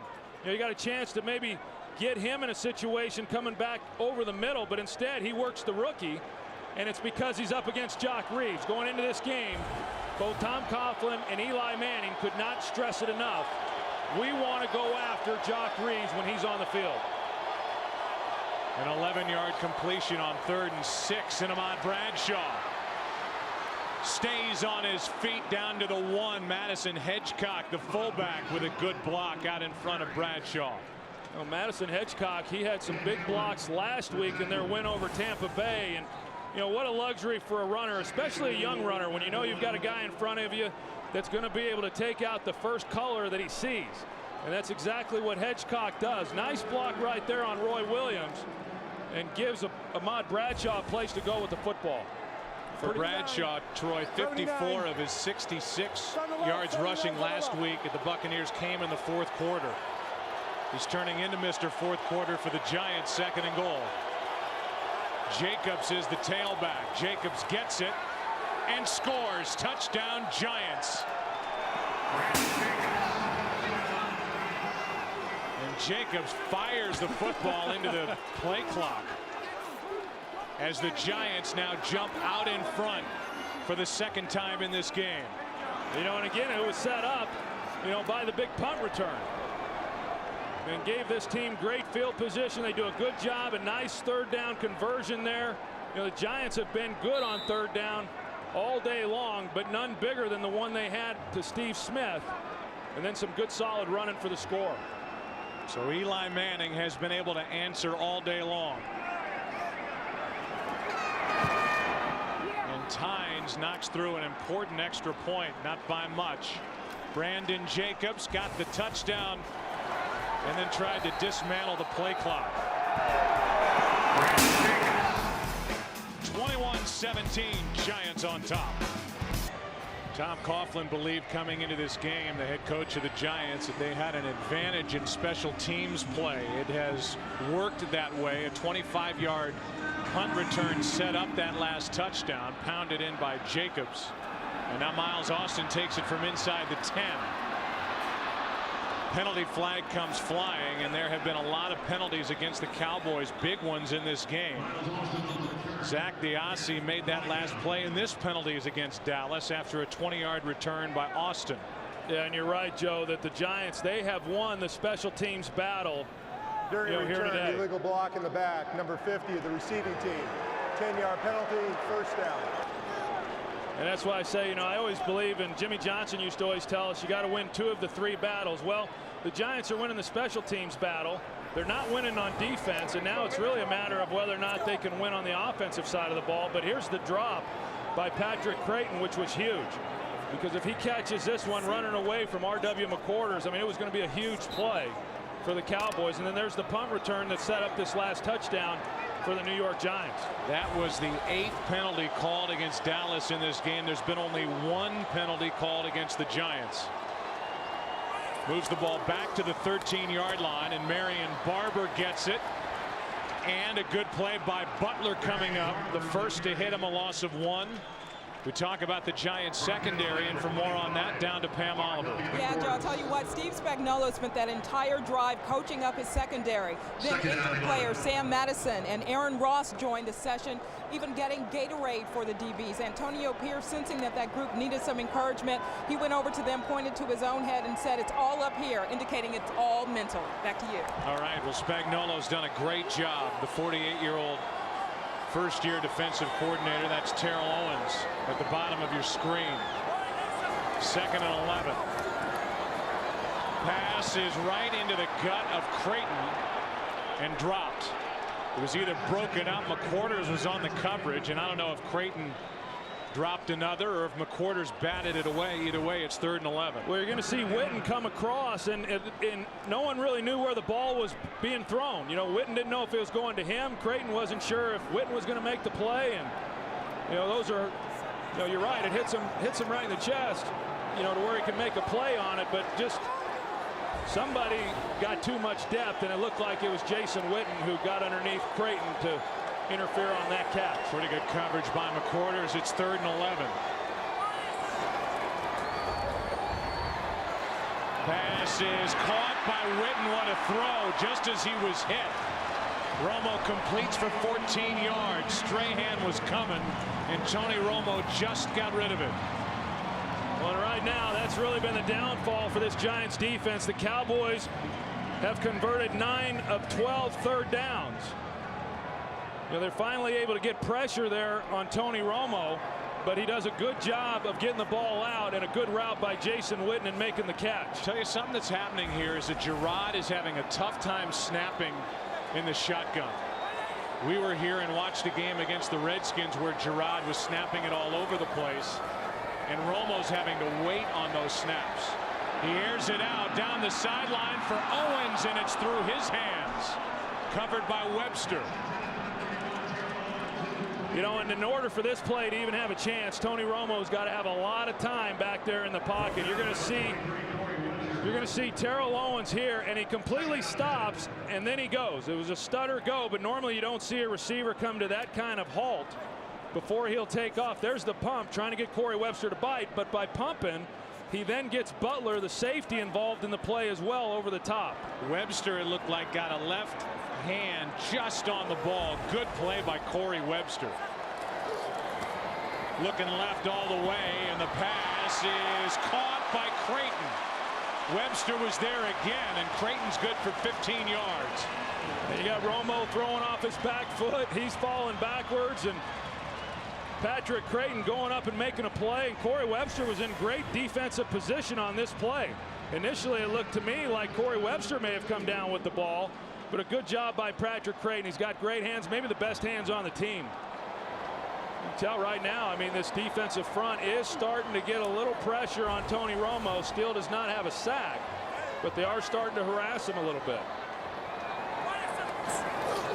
First down, back to the running game, and Marion Barber certainly not much of a factor in this half. After a big first half, picks up 2. Sunday, February 3rd, Tom Petty. You don't think that was a good flight home, do you? Oh. A blitz from the Giants. Romo's in trouble and goes down. Sacked for the first time in this game, and there were 4 Giants chasing him. Jay Alford was there. Also pressured by Antonio Pierce. Yeah, this was the time they wanted to dial up the deep ball here to Miles Austin against R.W. McQuarters. You're going to see that he's got a step, more than a step. He's wide open. But because Romo had to get flush to his right side, he's not able, he knows he's not able to get enough on this throw to even try to make the throw. Now, what he should have done is just throw it out of bounds and avoid the sack. 3rd down and 13.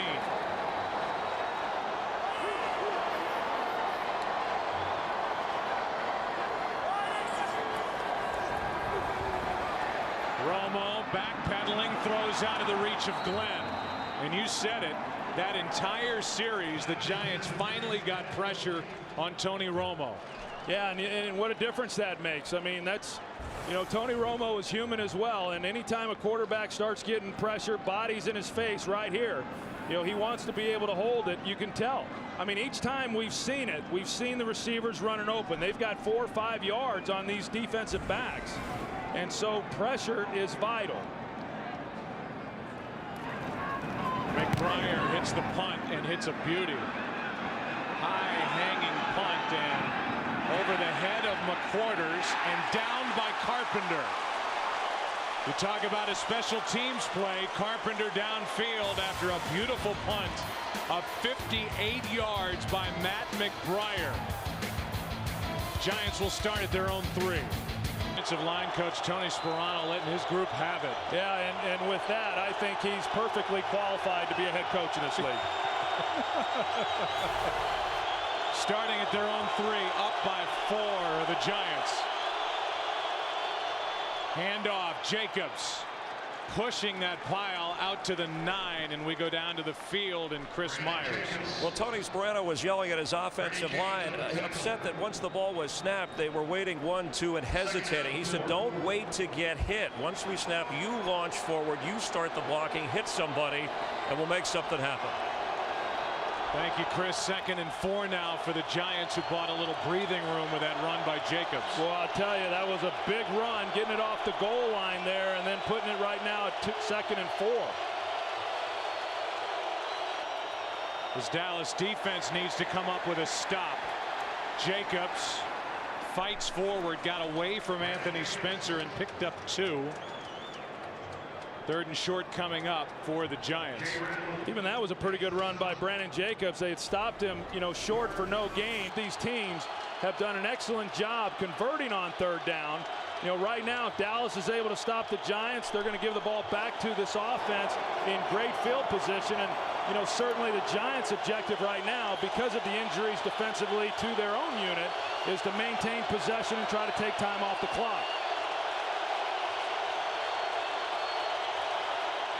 Toss to Jacobs, trying to get to the edge. He doesn't get it. Henry came up to support on the run. And the defense for the Cowboys holds. It's 4th down. That's a great job defensively by the Cowboys. I mean, after a 6-yard run on 1st down by Brandon Jacobs, and then 2 more runs not to give up 4 yards. awfully impressive. And now they're going to give the ball back to the Cowboys with great field position and put the pressure right back squarely on the shoulders of this Giants defense. Fiegels to punt.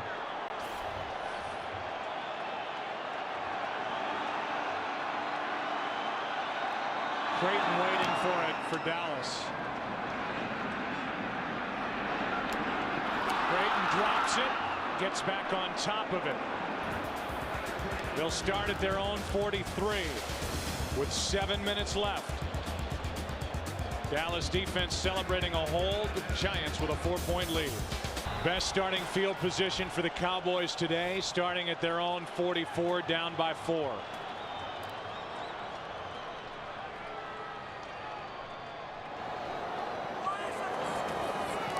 Hand off to Marion Barber.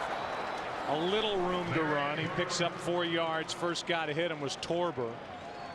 And for Tony Romo, whose only other experience in the playoffs was that game that ended in Seattle last year with a fumbled snap on a field goal try with 1:14 left.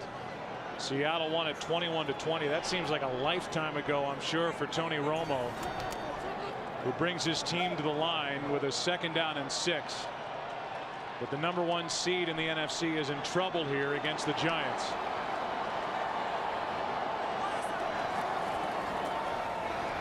Romo fires high and a penalty flag comes in. Creighton ended up on the ground. So did Romo.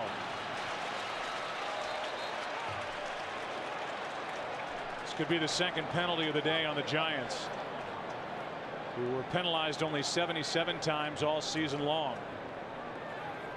Prior to the pass, holding, number 25, defense, 5-yard penalty, automatic, first down. That's McQuarters. Yeah, McQuarters matched up on Patrick Creighton. You know, he hit him within the 5. You see the jersey. Gosh, he's dragging it to the ground. I mean, you see rodeo cowboys that don't make moves like that. I mean, that was an easy call, but they are getting pressure there on Tony Romo. You know, so much of this game he's been, you know, untouched. But the last possession, certainly we saw it. We've seen it now on this possession, and the guys are starting to feel their way in how they can get pressure there. OCU Manure on that last one was the guy who got to Romo. Strahan coming, flushing Romo out of the pocket, who goes down, did not get rid of the football, and all the way back inside the 40 in the arms of Kavika Mitchell, a loss of 14.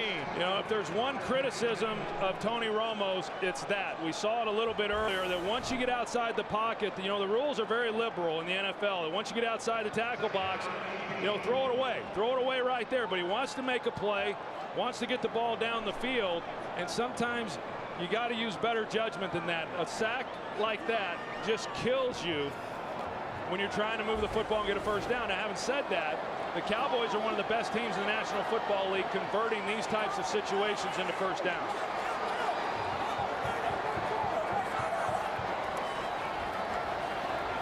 Romo over the middle. It's Witten.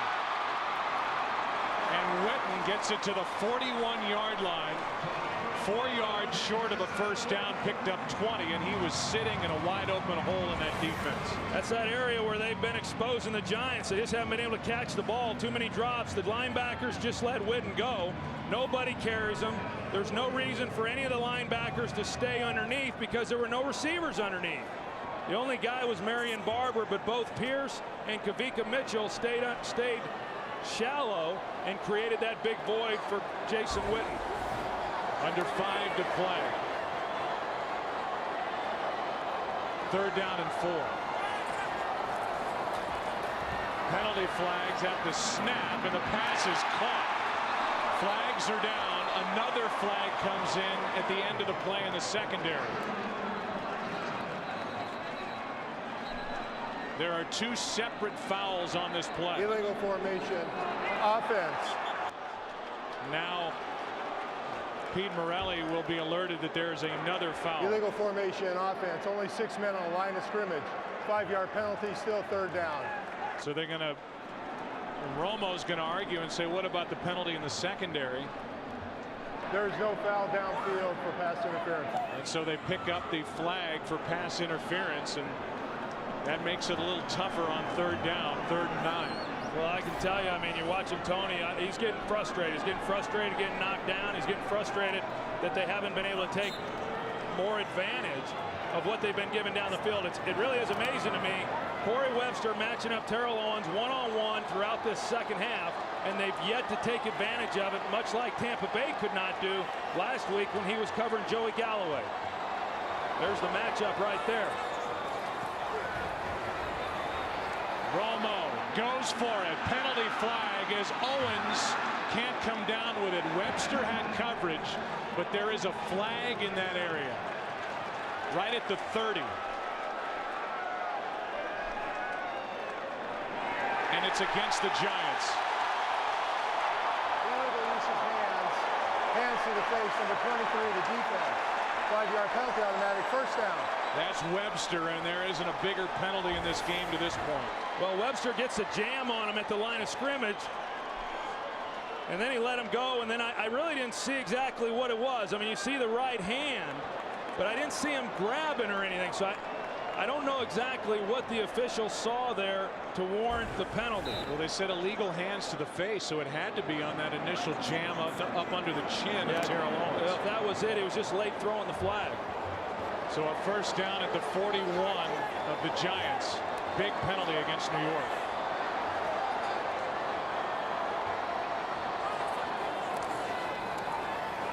Romo with a pocket this time. Throws it away. Really no receiver in that vicinity. Romo was in the pocket, but there is no flag for grounding on the field. Yeah, and I think it was because he wasn't in jeopardy. Well, they throw it now. I thought they weren't going to have it because he wasn't in jeopardy of being sacked. Grounding. Number 9, offense. 10-yard penalty and loss of down. Second down. You know, a lot of times the quarterback's in the pocket, but he's not at risk of taking a sack. They won't call that. He clearly was within the pocket, but there was nobody around him. He was just throwing it away and said, hey, we'll just go on to the next play. I tell you, he doesn't throw it away when he's outside the pocket. He throws it away when he's in the pocket. Yeah, he really had nobody bearing down on him, but he threw it over to an empty part of the field out of bounds, and so it moves the ball back to the Cowboy 49. Well, and with as much time as is being taken off the clock on this possession, I think the Cowboys really have to look at this drive as though they're not going to be given another opportunity. Just so you know, Dallas with 2 timeouts left, the Giants with all 3.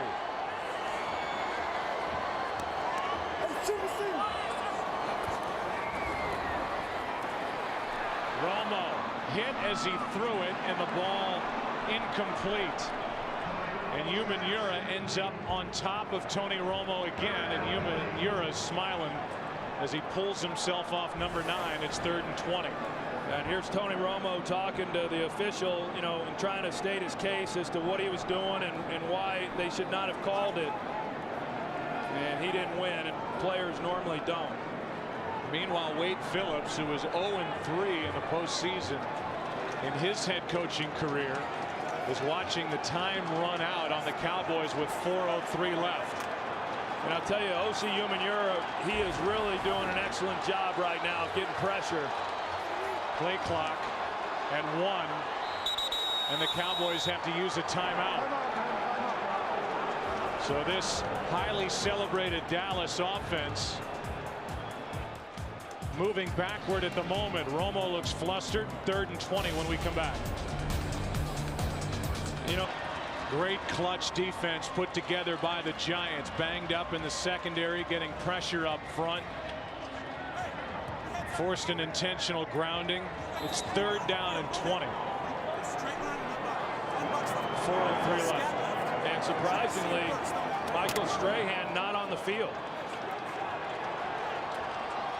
Dave Tollefson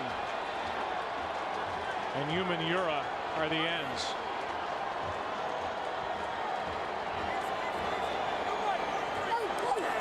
Play clock down to 1. A pump fake, aired out for Terrell Owens, downfield, underthrown. It's 4th down. And Flozell Adams is slow to get up. It's 4th and 20 after that incompletion, and Owens had gotten behind the defense. Well, it sure had, and then in order to make that kind of play, you've just got to have time in the pocket to be able to make that throw. There's the pump, and Jason Tuck, I mean, the guy who's been making plays all year long, does a great job of getting pressure on Tony Romo. Right there you can see, had Romo had been given time, he's probably able to get that ball out. And you see Flozell Adams, who got tripped up underneath Tuck after Tuck brought Romo to the ground. So now McQuarters will wait for the punt. Under 4 minutes to play.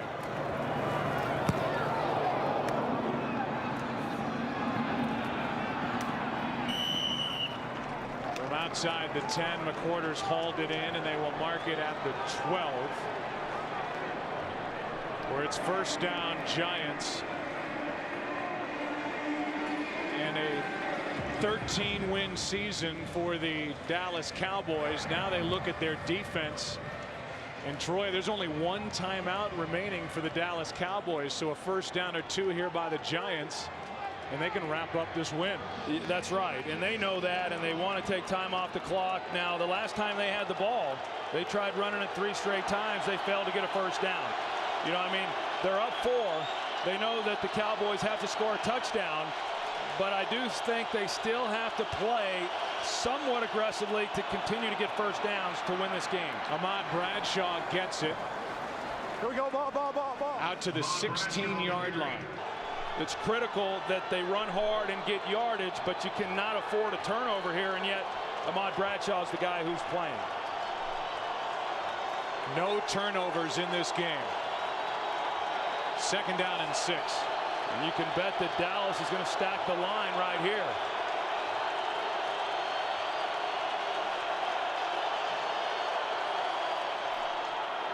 Hand off to Bradshaw. Not much. Out to the 17. Under 3 to play. Aiken Adele made that last play. I do think that the Giants are making it easy for the Cowboys, Joe, because second down, if you go with a boot, you know, the Cowboys are expecting run. You know, you come with a naked boot, get out on the edge, you know, try to stay ahead of the chains. Now at 3rd and 5, I mean, obviously they've got to throw the football here, but I think the Giants may be hurt by being so conservative there on second down.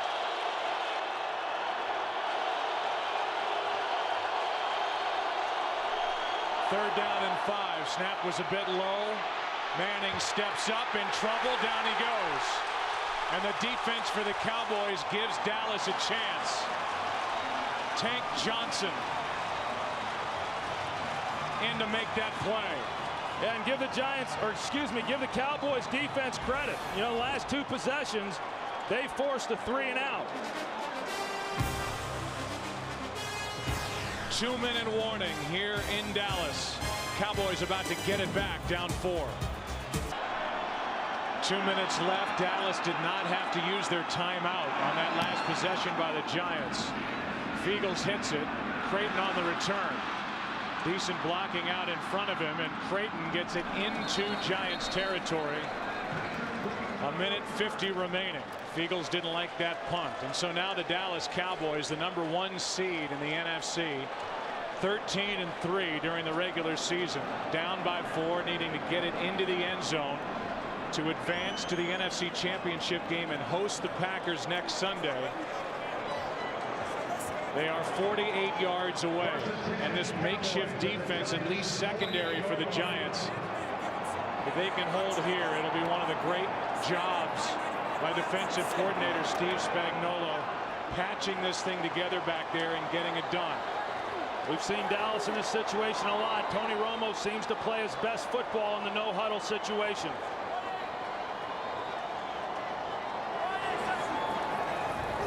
Romo for Barber, breaks 1 tackle, puts his head down, stays inbounds, and picks up 9. Went right through Michael Johnson, shoved him away. 1:34 and counting. You know, Tony Romo says that he's got about 5 to 8 plays that he has great confidence in, regardless of the coverage. He knows exactly where to go with the ball. Just trying to pick up the first down, and they don't accomplish that. The ball comes out. He was down. Meanwhile, time is expiring off the clock. It's third down. And Tony's trying to get him to the line of scrimmage. He's clearly on the ground. He ran in to his own offensive lineman there. But you're right, valuable time coming off the clock. It's third down. Romo in trouble. Flips it forward for Witten, who has a first down inside the 25. Dallas has a timeout left. Justin Tuck is having a tough time getting off the field, and now the clock is stopped as Tuck can't get off the playing field. 31 seconds left. And I thought the Cowboys were fortunate there because it looked like a good time after that completion to call a timeout. They lost a lot of time off the clock, and they weren't in any hurry at that point. They were in a hurry, but they weren't going to be able to get the ball snapped. More seconds were going to come off. And here's the play. You know, Tony Romo just ad-libbing there. I mean, that's just what you do when you're out there playing in the yard. Jason Witten sees that he's in trouble. He makes a move. He gets away from Pierce.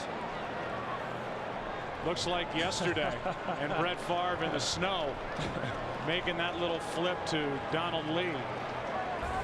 But the Giants did have to spend a timeout. We talked to Tony Romo about this a few weeks ago, and he said, when I was a third-string quarterback, I really studied the 2-minute offense and when to use timeouts and when to try and hang on to timeouts. The Cowboys have been able to hold on to their one remaining timeout, which they have with 31 seconds left, needing a touchdown to win and advance. Well, that one timeout is huge. I mean, clearly they need a touchdown, but to be able to work the middle of the field, and then even if they get a big gain down the middle, you know, they're still able to run the football if necessary because of the one timeout left.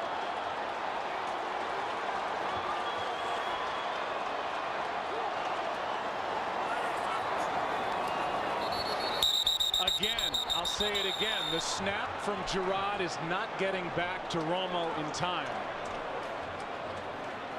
False start, number 75 offense, 5-yard penalty, still first down. You know, they get Colombo, but the problem is the snap's not getting back. No, you're right. That's Colombo, and the ball, everyone's moving. I mean, they could have called it on anybody.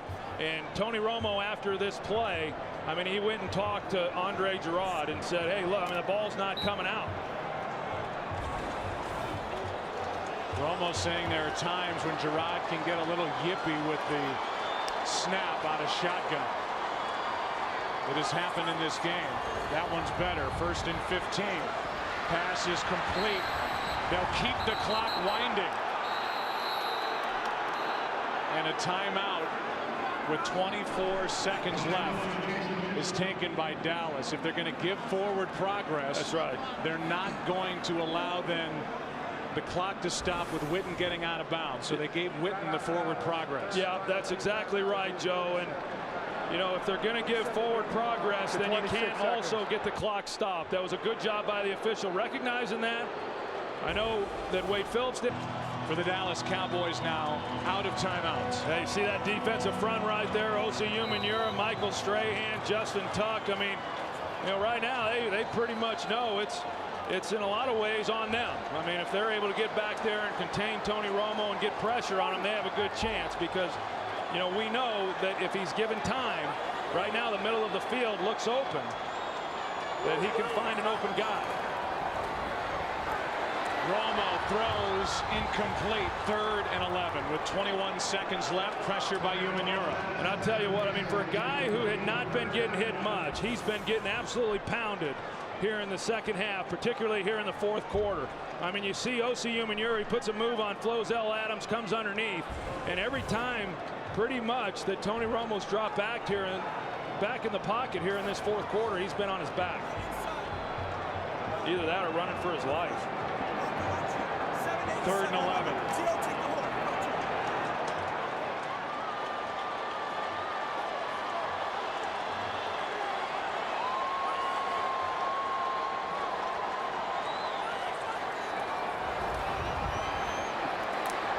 End zone, Creighton overthrown.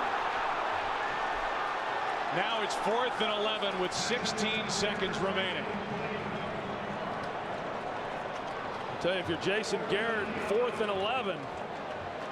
I mean, there's not a lot of good calls for 4th and 11, and Steve Spagnuolo, the defensive coordinator, knows that as well. And Corey Webster, you know, they went after Corey Webster a little bit early in the game. They were able to make some plays, but when Aaron Ross went down, every one of these guys has been pretty much asked to cover one-on-one, Corey Webster especially, and he's done a good job, and now it comes down to one play.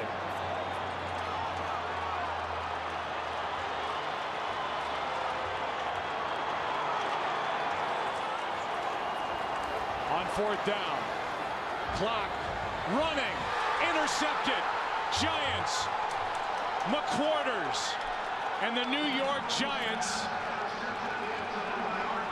are 9 seconds away from advancing to the NFC Championship.